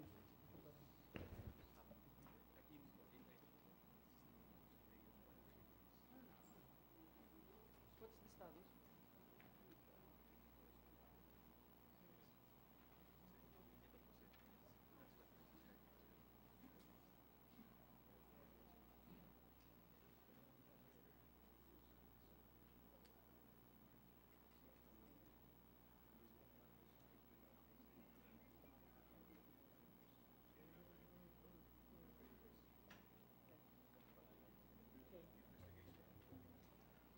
We're ready, Mr. President, to receive the Yes. questions. Majority Leader? Senator Villanueva is recognized. Thank you very much, Mr. President. May we know from the distinguished sponsor if she would yield to some questions from this representation. Yes, Mr. President, we know that it's your advocacy, and we're ready and willing to answer your questions for clarification. First of all, Mr. President, let me start by stating the issue regarding the presence of illegal foreign workers in the country. And it's not something new. In fact, in 2016, we had a hearing in this in the Senate as we filed resolution number 243 investigating the presence of illegal workers in Clark Air Base. And during the hearing, December 7, 2016, we discovered that Next Games Incorporated, an online gambling operator, employed around 1,546 foreign workers and only 11 Filipino workers. This means that only 7% of the employees of Next Games were Filipinos. During the hearing, Mr. President, yung Clark po, sinabi nila na dun sa application nila, they are BPO company. Yung pala, online gaming. The rest is history. Na-aresto po yung ilang libong illegal Chinese workers na na-aresto din po at nakadetene ngayon po yung dating Deputy Commissioner ng Bureau of Immigration, si Al Argusino. Dating Commissioner din po ng Bureau of Immigration, Michael Robles. Dahil po doon sa di umano paghingi ng 50 million kay Jack Lam. Pero other than this, Mr. President, marami pa rin na hindi maaresto na illegal workers dito sa ating bansa. Mantakin po ninyo, pati government infrastructure projects natin. And unfortunately, I didn't get the chance to raise this kanina sa budget ng DPWH. May mga Chinese nationals po na nagtatrabaho. Diyan lang po, for example, sa ginagawang Binondo Bridge. Puro po dayuhan yung mga workers po dyan. Construction workers. Nito pong nakaraang November 26, 2018, we had another hearing and we discovered that while the Department of Labor and Employment only issued 115,652 alien employment permits from 2015 to 2017, ang Bureau of Immigration po issued 185,099 special working permits from January to November 30, 2018, this year alone, Mr. President. Clearly, there seems to be a mismatch between the process followed by the DOLE and the Bureau of Immigration in issuing work permits. Now, just to spread on the record, Mr. President, Article 12, Section 12 of the 1987 Constitution states that the state shall promote the preferential use of Filipino labor, domestic materials, and locally produced goods, and adopt measures that help make them competitive. This principle and provision of our Constitution is what guides and drives this representation and the rest of the Senate to act in the best interest of our Filipino workers. That's why, Mr. President, I'd like to put on record, ano ho ba talaga ang role ng Bureau of Immigration in giving visas, Mr. President? Because I found out that they're actually issuing this special work permits. What is the legal basis of the Bureau of Immigration in issuing special work permits?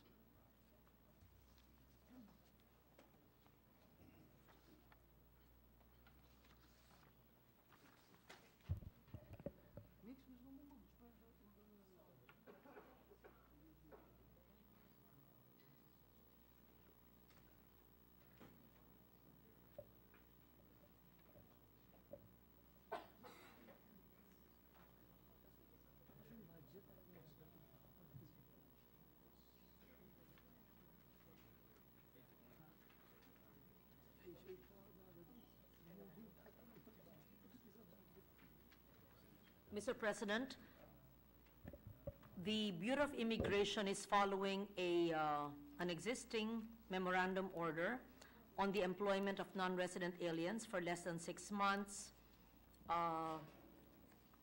It says Section 42A, 32, PIA 613, permit to work. I have here the memorandum order. It's long. This was during the time of former Labor Secretary Santo Tomas, and they are simply still following that memorandum order, Mr. President. Mr. President, distinguished colleague, which I respect so much, I note that the BI Operation Order number JHM 2018-011, ayan po yung slide, yan po yung binanggit nyo kanina, Section 42A, 32, and Section 9A, being the authority of the Bureau of Immigration to issue special working permits. Mr. President, just for the record, I just wanted to find out, could you point out exactly to this representation the express legal provision which grants the Bureau of Immigration to issue special working permits?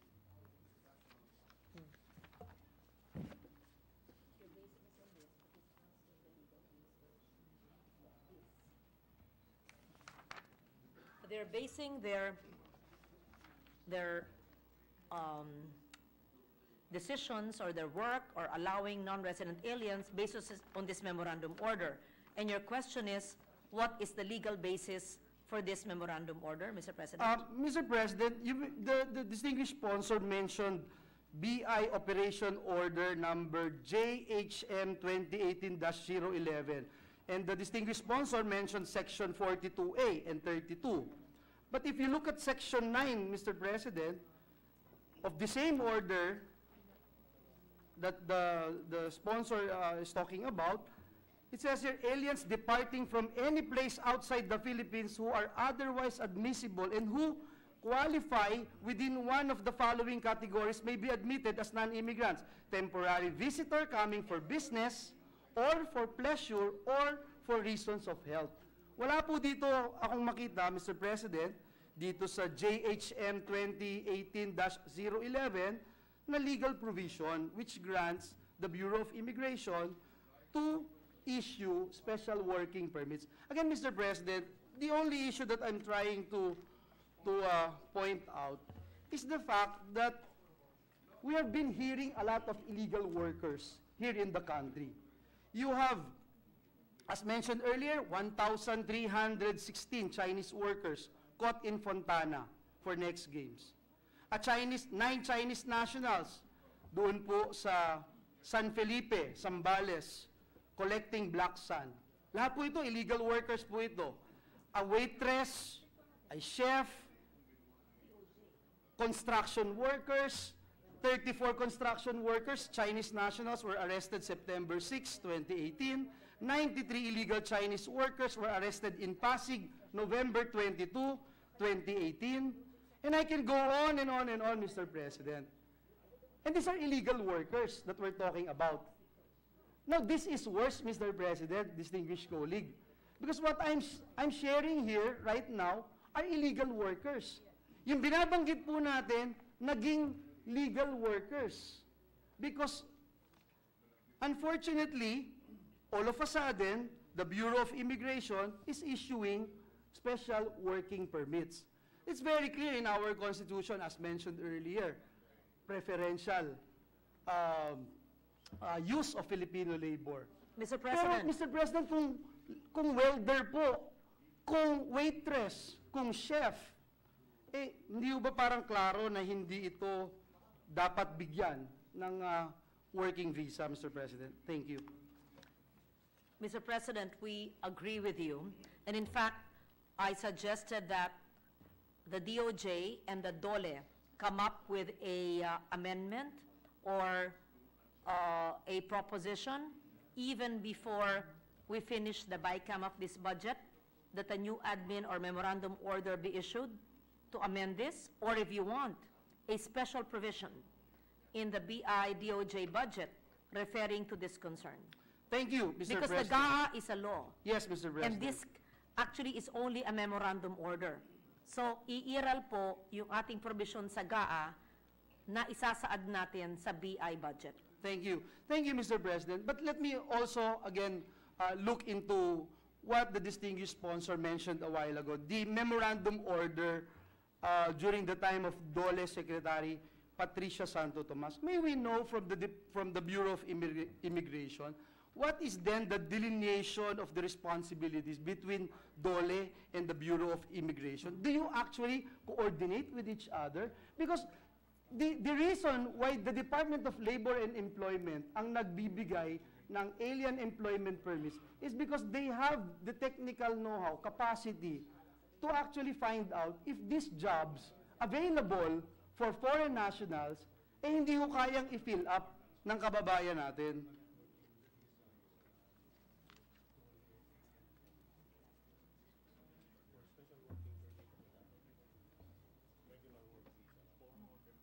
Regular work visa. Doon lang kayo papasok. When it's, pag 6 months.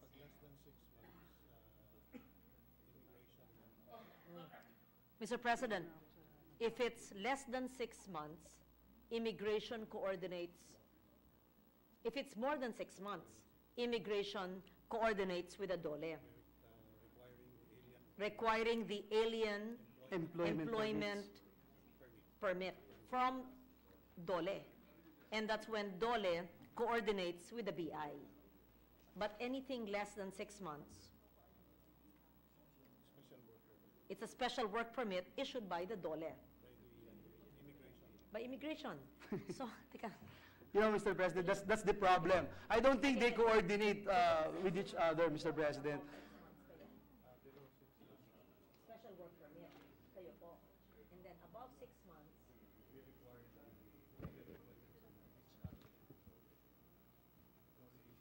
so whether it's 1 month or 1 year, you have a role.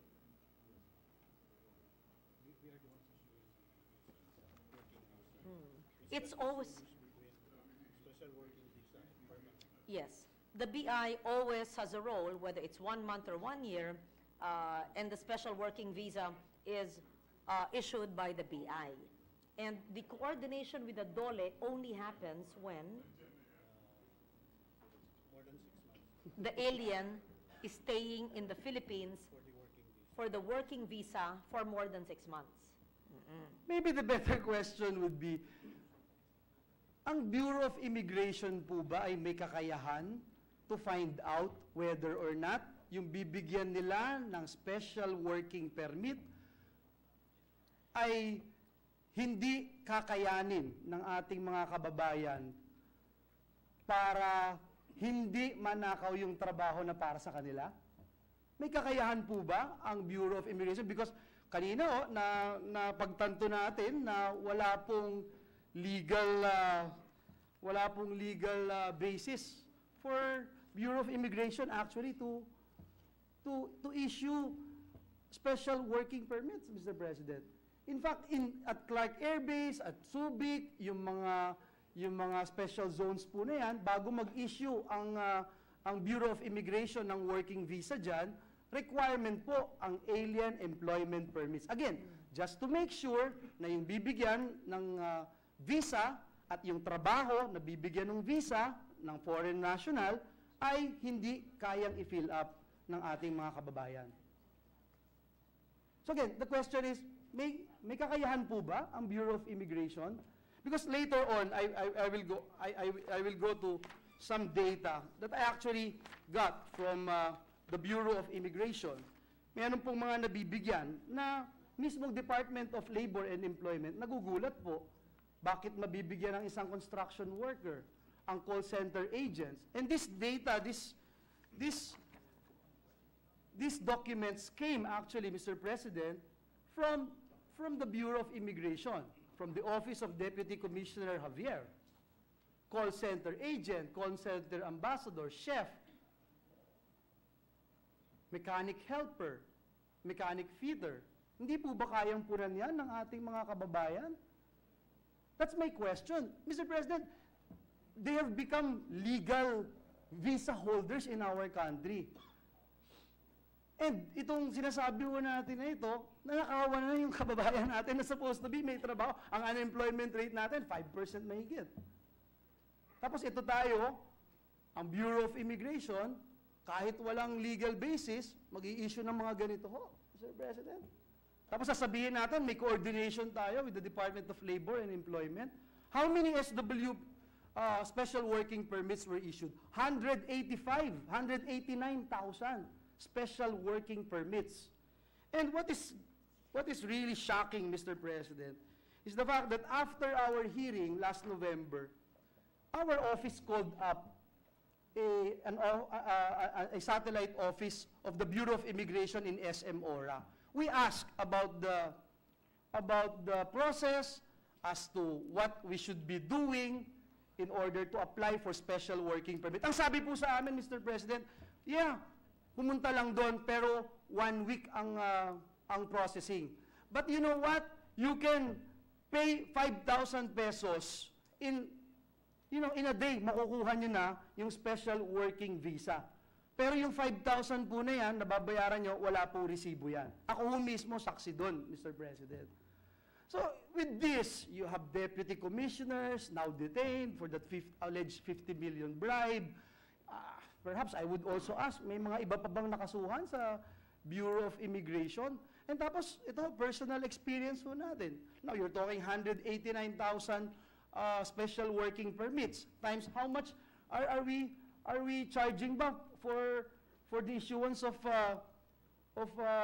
special working permits? 6,400. Yan po yung legal. Pag in-expedite, ayan na. From the numbers that we are talking about, that's 925 million kaagad. I mean, ayaw naman natin, Mr. President, na magpapasa po tayo ng budget ng Bureau of Immigration at hindi natin ito sinisilip at hindi natin ginagawa ng paraan na yung mga kababayan natin ay nananakawan ng trabaho sa sarili nating bayan. So, Mr. President, I hope that we can do something about this. I have a long list of questions, but I have very high respect to our distinguished sponsor of the Committee on Finance. And I'm sure she will not agree na basta na lamang payagan natin ito, Mr. President.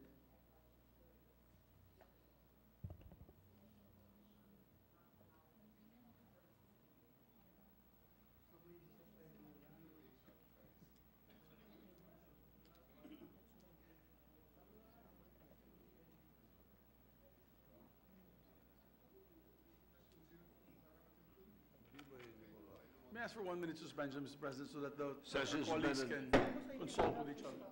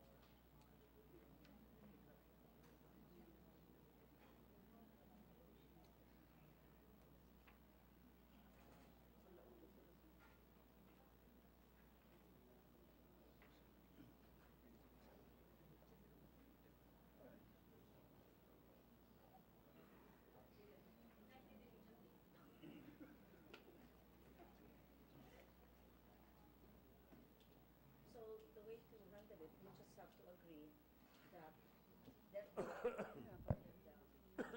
so on a legal basis, there's no law empowering the BI to issue the special permits, right? It's a dollar. It's a dollar.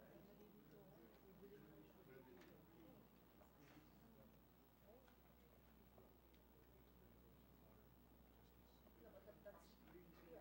So, Pero walang resibo yun.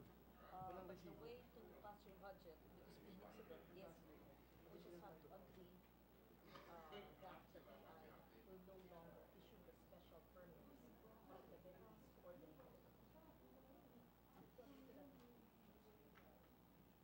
at the written record.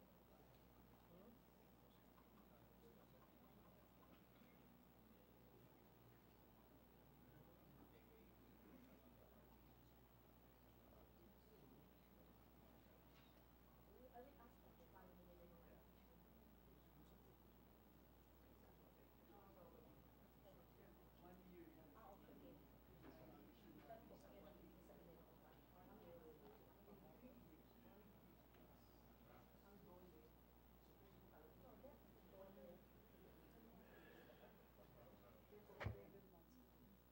Ready to resume, Mr. President. Session resumed. I would like to clarify, Mr. President, from Senator Villanueva. Is it referring only for those in online gaming? Because there are others like models, artists, etc. Everyone, athletes. Yes, yes, Mr. President. But let me point out, I can understand this part of the job. For example, PBA imports. Those who will perform concerts, Mr. President. But for you to have 185,000 in 11 months, Mr. President, that's glaring. Okay. And at the same time, Mr. President, again, I think with the indulgence of the distinguished sponsor, I think it's very important to make sure that this particular job that we're talking about, again, cannot be filled by our kababayans. Kasi sayang naman po eh. Yung pinapakita ko natin, call center agent, ang dami kong, nung nasa TESDA po ako, napakadami kong na-train na call center agents, tapos sila yung mga hire.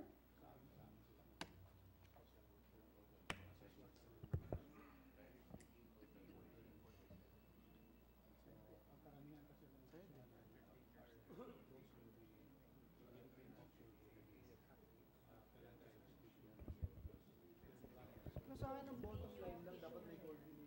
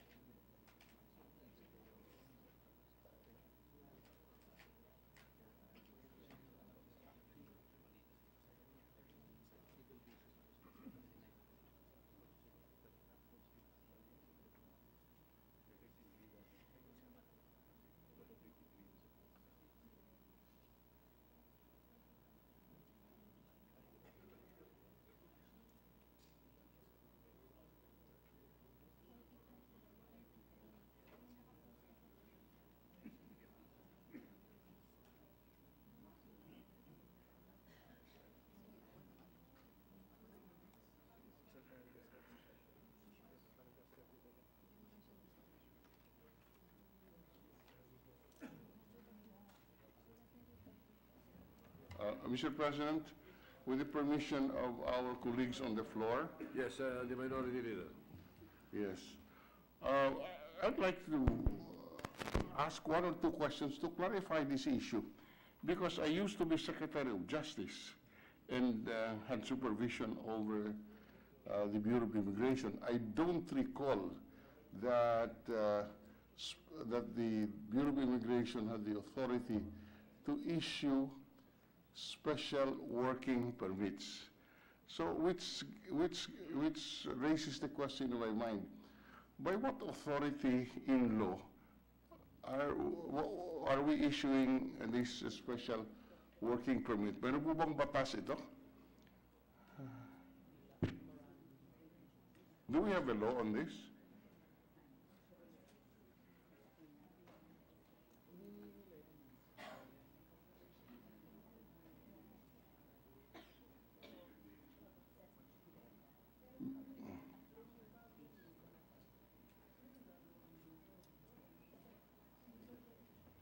I have a copy here of the Philippine Immigration and Citizenship Laws, and it says here in section 30, ito yun. Bakit 32 dito, 42 dyan? Petition for permit to work, that all aliens admitted to pre-arranged employment under section 9 of this act but engaged exclusively in religious or educational work. Iba to. Iba yun. No, this is different. Saan dito?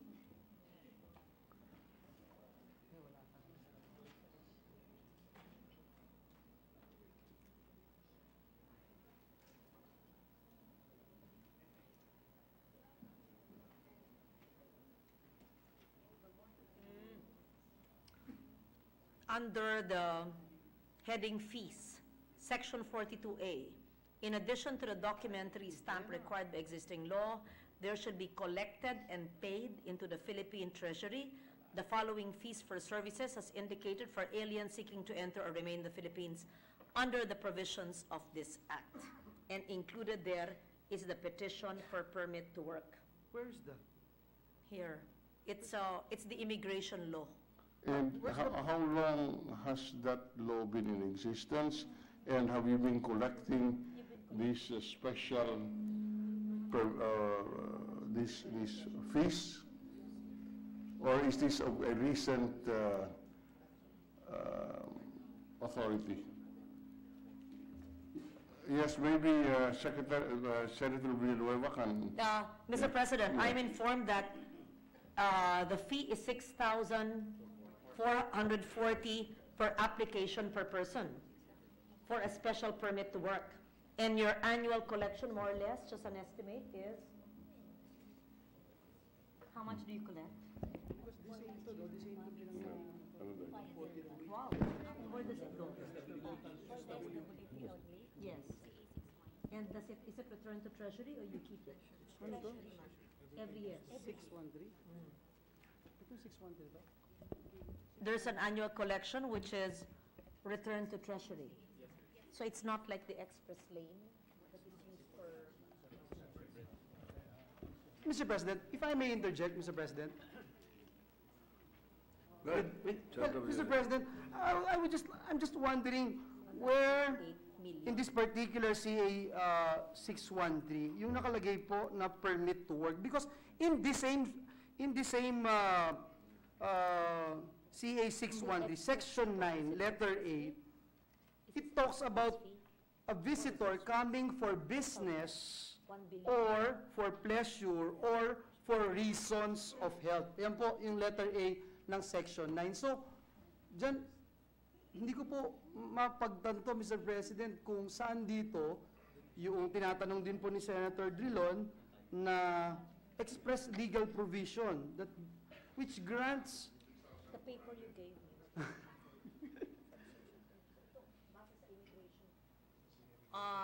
It's the immigration law that says that they are allowed to collect fees for business or for pleasure. Petition for permit to work, and they have collected 1.2 billion in 2018. Ma'am, where's that? I'm sorry, what particular section? 42A. 42A.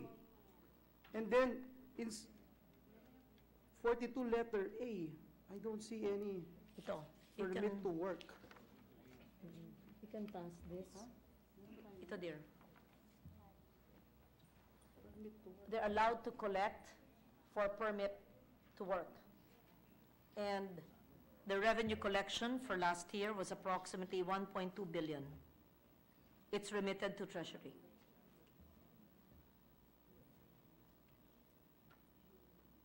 That's directly under your office.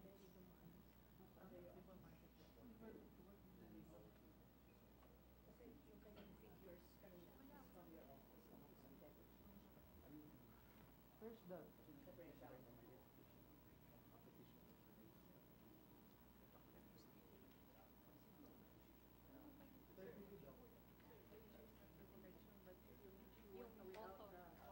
Mr. President, the issue is not the collection, but the authority to issue special work permits, Mr. President. Without need of checking whether or not this particular job is not available. Or, for example, Mr. President, yung mga highly technical engineers, I can understand that, Mr. President. But this, yung pinakita ho natin, coal facility operator, mechanic fitter, hindi ko maintindihan, Mr. President, sorry. In my understanding, Mr. President, that's all they gave me. In the immigration code, it says that they're allowed to collect fees for those seeking permission to work. Number 32. It says 32 there.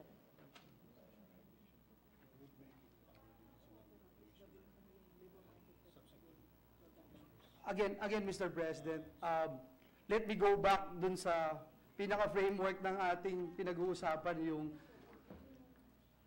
yung labor market info, which I don't think the Bureau of Immigration would have the technical competence to scrutinize and to see to it that this particular job cannot be performed by a local Filipino. I don't think they have the capacity to look into that, Mr. President. And that's why even the Bureau itself admitted the importance of DOLE's participation in before the Bureau of Immigration issues working visa.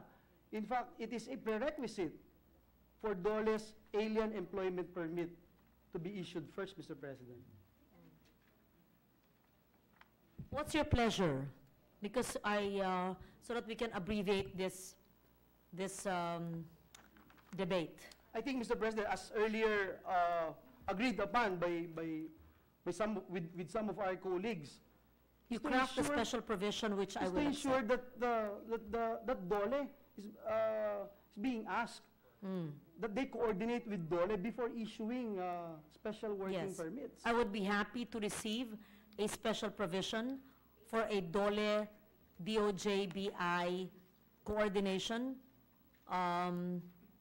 with the help of the Minority Leader who was Secretary of Justice. And Secretary Yes, of Mr. Labor. President. And Secretary of Labor. Yeah, so he is the best mind for this. And he doesn't recall allowing the BI during his time to do this. So you can probably help us.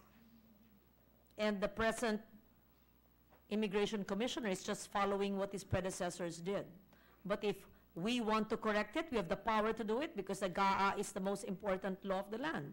So I will accept whatever amendment the good senator would introduce for DOLE to assist the BI in the issuance of special permits. I will submit to the wisdom of the chair, but I hope that we are doing something, Mr. President, with the reports that I have mentioned earlier. For example, what's going on at their satellite office in SM Ora. Looking at the budget of the BI, of 1.12 billion, 69.483 million is for intelligence and security services anyway. So I hope that we'll be able to use these funds properly, Mr. President. Mr. President, there's actually there are 2 December communications from the BI to Secretary Bello. And Of a this year, November Mr. of official, last year? yes, we can give you a copy. And a letter from Secretary Bello, November 28th, on the... That was after our hearing, yes, Mr. President.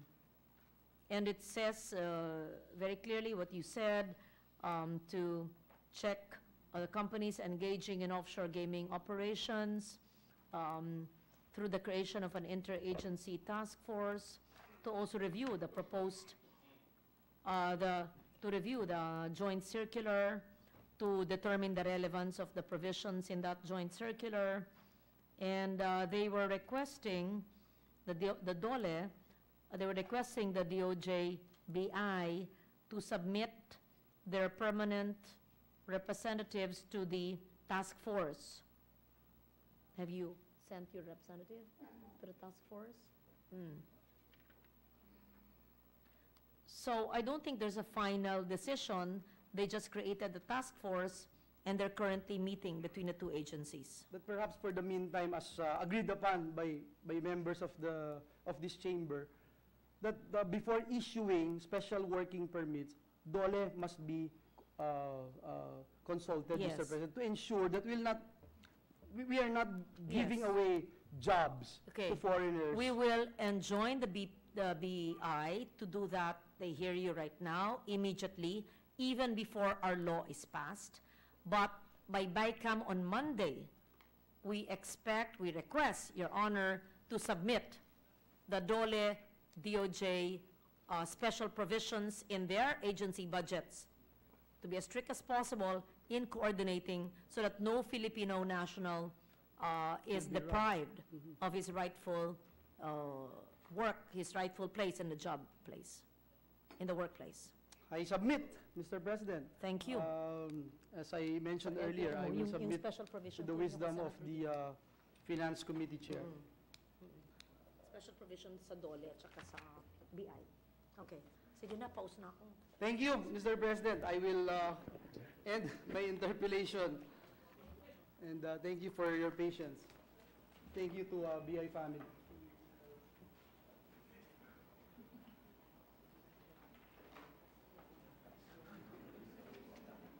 Majority Leader.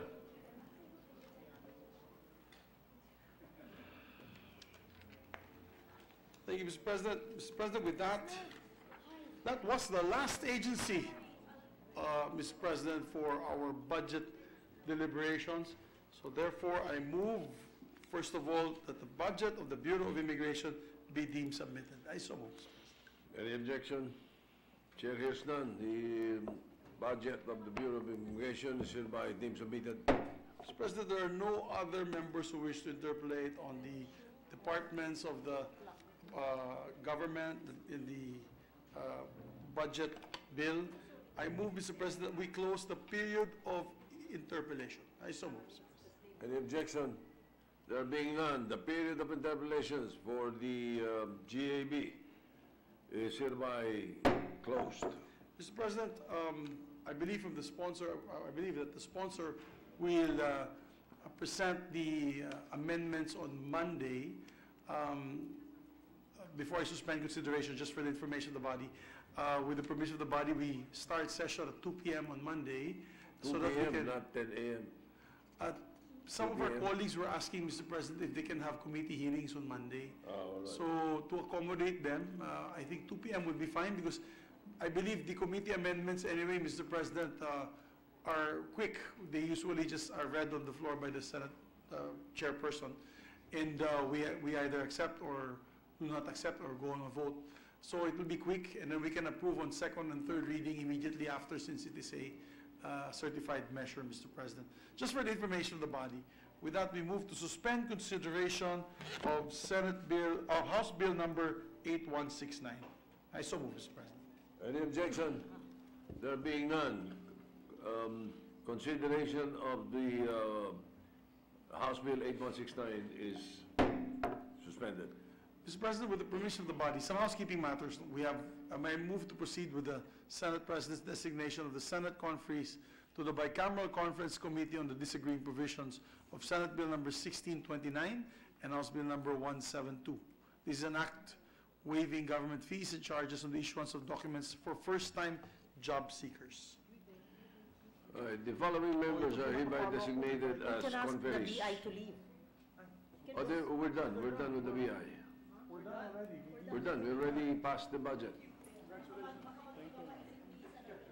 I move that we, well, the following members are hereby designated as conferees on the part of the Senate Bicameral Conference Committee, disagreeing provisions from Senate Bill 1629 and House Bill 172.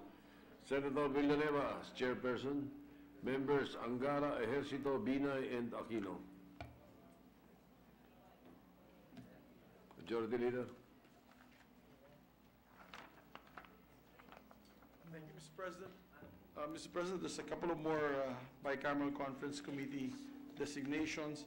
Mr. President, with the permission of the body, I move that we proceed with the Senate President's designation on the conferees of the part of the Senate, the bicameral conference committee on disagreeing votes on House Bill number 6621.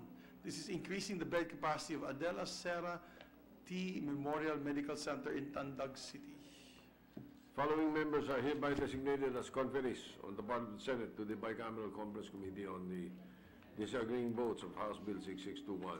Senator Ejercito as chairperson and members Binay and Hontiveros. Thank you, Mr. President. Again, with the permission of the body, I move that we proceed with the Senate President's designation of the members of the Senate panel to the Congressional Oversight Committee on the National Government Center Housing and Loan Utilization Act. I so move, Mr. President. Finally, Finally, Mr. President. this was passed in 2003, signed by then Senate President Frank Relot. So, Senator Cynthia Villar is hereby designated as chair of the Committee on the Senate panel, and Senator J.B. Ejercito and Senator Hontiveros as members of the Oversight Committee. Thank you, Mr. President. Mr. President, just we need to do this as many of the we need to put all these to the calendar of special orders. Mr. President, I move that we proceed with the third and fourth and fifth additional reference of business. As to the fourth additional reference of business, which contains communications from the Office of the President on the 98 Republic Acts, which were signed by the President, and the quarterly reports of the BSP that is deemed as read and that be inserted to the records of the Senate. I so move, Mr. President. All right, if there's no objection, the Secretary will proceed with the, what, the third, fourth? Third, fourth, and fifth additional references. Third, fourth, and fifth? Ito, fifth. We will proceed as soon as I get my copy. Yes, Mr. President. Nasaan yung copy ng third? Baka pwede na natin unahin yung third reference of business, Mr. President. What I have here is the fifth.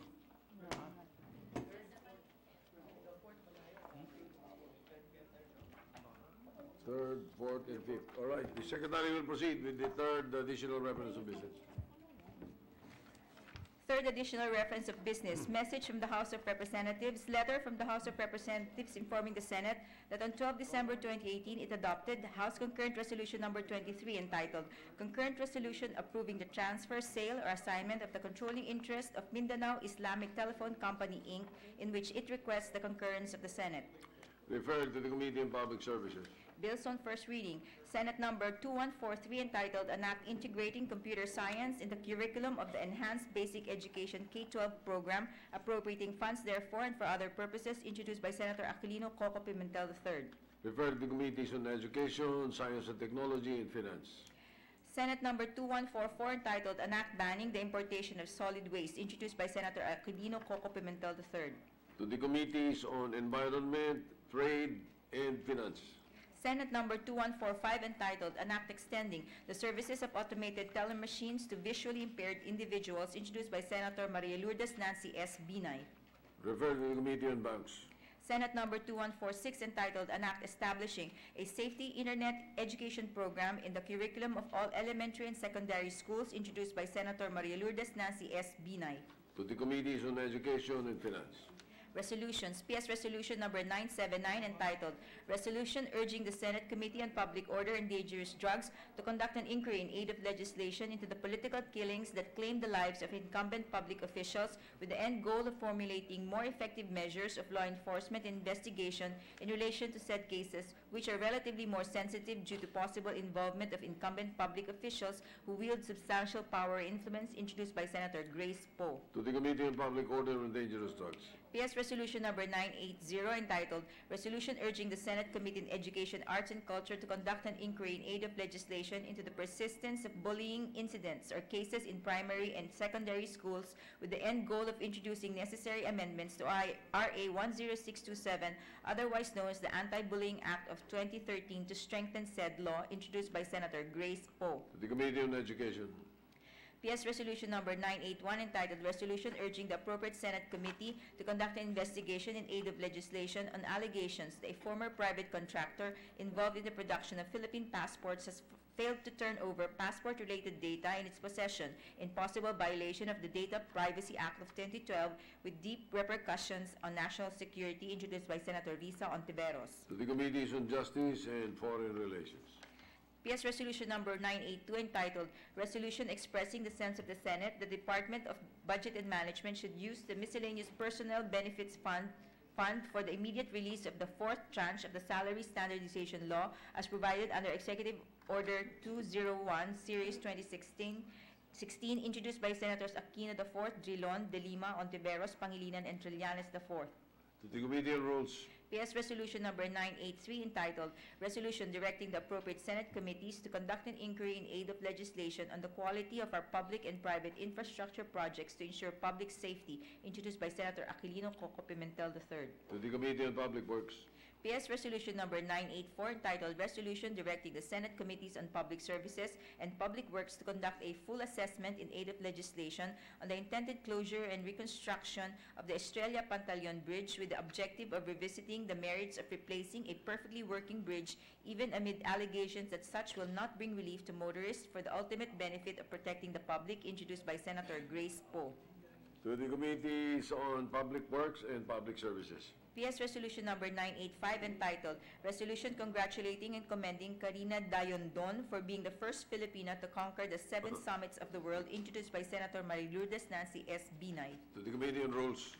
PS Resolution number 986 entitled Resolution congratulating and commending Kidlat Tahimik for bringing honor to the country by being one of the 7 recipients of the 2018 Prince Claus Award granted by the Dutch Ministry of Foreign Affairs, introduced by Senator Marilurdes Nancy S. Binay. To the Committee on Rules.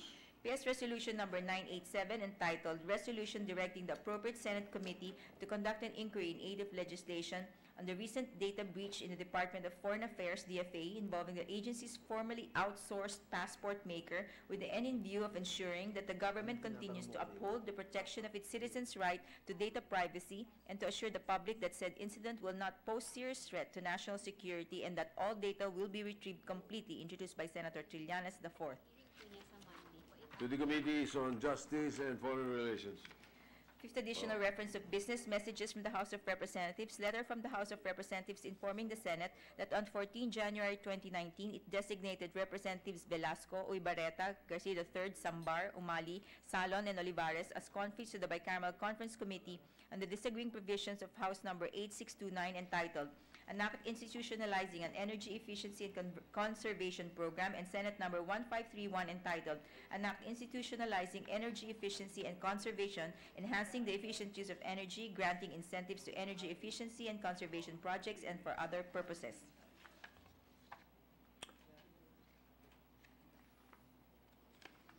This is the 4th additional reference of business.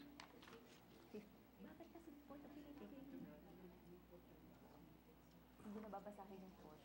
In-enter into the records lang. Alin? Communication.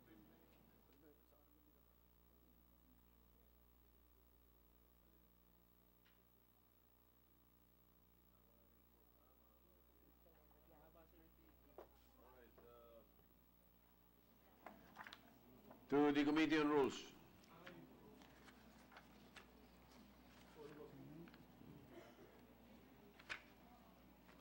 You may proceed.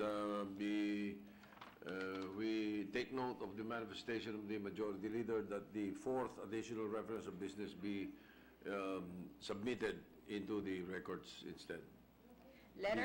Letter from the House of Representatives informing the Senate that on 14 January 2019, it designated Representatives Peloso, Diachon, Yap, Waminal, Revilla, Salo, Chipeco Jr., and Bravo as conferees to the Bicameral Conference Committee on the disagreeing provisions of House Number 7076 entitled An Act Further Strengthening the Office of the Solicitor General, OSG, by increasing its powers and functions and redefining, expanding, and rationalizing its organization, repealing for the purpose Republic Act Number 9417, Republic Act Number 2327, and Executive Order Numbers 1 and 2, Series of 1986, and appropriating funds therefore, and Senate Number 1823 entitled An Act Further Strengthening the Office of the Solicitor General by increasing its powers and functions and augmenting its employee benefits, amending for the purpose Republic Act Number 9417, and Executive Order 292, and appropriating funds therefore. To the Committee on Rules. Bills on first reading, Senate Number 2147 entitled An Act Making Electoral Debates Mandatory, amending for the purpose Section 7.3 of Republic Act Number 9006, otherwise known as the Fair Election Act, introduced by Senator Aquilino Coco Pimentel III. To the Committees on Electoral Reforms, Public Information, and Finance. Senate Number 2148 entitled An Act Providing for a Magna Carta for Barangays, introduced by Senator Aquilino Coco Pimentel III. To the Committees on Local Government, Ways and Means, and Finance. Senate Number 2149 entitled An Act Mandating the Use of Sustainable Packaging of Consumer Products, introduced by Senator Marilurdas Nancy S. Binay. To the Committees on Environment, Committees on Trade, Ways and Means. Senate Number 2150 entitled An Act Integrating Palliative and Hospice Care into the Philippine Healthcare System, introduced by Senator Marilurdas Nancy S. Binay. To the Committees on Health, Ways and Means, and Finance. Senate Number 2151 entitled An Act Regulating the Quality Standards of Bottled Water, introduced by Senator Marilurdas Nancy S. Binay. The Committees on Health, Trade, and Finance. Resolutions. PS Resolution Number 988 entitled Resolution Directing the Appropriate Senate Committee to conduct an investigation in aid of legislation on the reported data breach in the Department of Foreign Affairs Passport Data Bank with the end in view of safeguarding personal information, mitigating the adverse effects of the actual breach, and provide immediate remedies to uphold data privacy and protection, introduced by Senator Laila M. De Lima. Committees on Justice and Foreign Relations.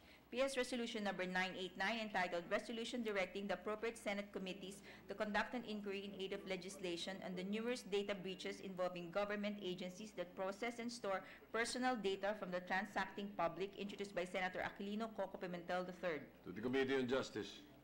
PS Resolution Number 990 entitled Resolution Directing the Appropriate Senate Committee to conduct an inquiry in aid of legislation on the Safe Philippines Project with the end in view of mitigating potential risks to national security or public interest arising from foreign-assisted projects contracted by the Philippine government, introduced by Senator Recto. To the Committees on National Defense and Foreign Relations. Committee reports. Committee report number 549 submitted by the Committee on Public Services on House number 8157, introduced by Representative Singson et al., entitled An Act Renewing for Another 25 Years the Franchise Granted to Tirad Paz Radio TV Broadcasting Network, Inc. under Republic Act number 8070, entitled An Act Granting the Tirad Paz Radio TV Broadcasting Network, Inc. a franchise to construct, establish, operate, and maintain commercial AM/FM radio and television stations in the Philippines and for other purposes, recommending its approval with amendments, sponsor Senator Grace Poe. To the calendar for ordinary business. Committee report number 550, submitted by the Committee on Public Services on House number 8155, introduced by Representative Salceda et al., entitled An Act Renewing for Another 25 Years the Franchise Granted to Catholic Bishops' Conference of the Philippines, Inc. under Republic Act number 5172 as amended by Republic Act number 7530, recommending its approval with amendments, sponsor Senator Grace Poe. To the calendar for ordinary business. Committee report number 551, submitted by the Committee on Public Services on House number 5557, introduced by Representative Buaminal et al., entitled An Act Granting Ignite Telecommunications Incorporated a franchise to construct, install, establish, operate, and maintain telecommunication systems throughout the Philippines, recommending its approval with amendments, sponsor Senator Grace Poe. To the calendar for ordinary business. Majority Leader. Thank you, Mr. President. Mr. President, with that, we have no other matters to take up. Just for the record, the House passed on second reading today their abolition of the road board, their version of the abolition of the road board bill, and we'll await their version of the third reading approval on Monday before we act also on our side on what we will do on Monday on the issue of the road board abolition. But with that, I'll just like to remind again our colleagues and all the staff that are listening to tell their respective senator representatives that we will be adjourning today, and therefore we will have a roll call vote, or roll call rather, we'll have a roll call on 2 p.m. Monday when we resume. So with that, Mr. President, I move that we adjourn until 2 p.m. Monday, January 21, 2019. I so move, Mr. President. Any objection? Chair hears none. The session is adjourned until 2 o'clock in the afternoon of Monday, January 21, 2019.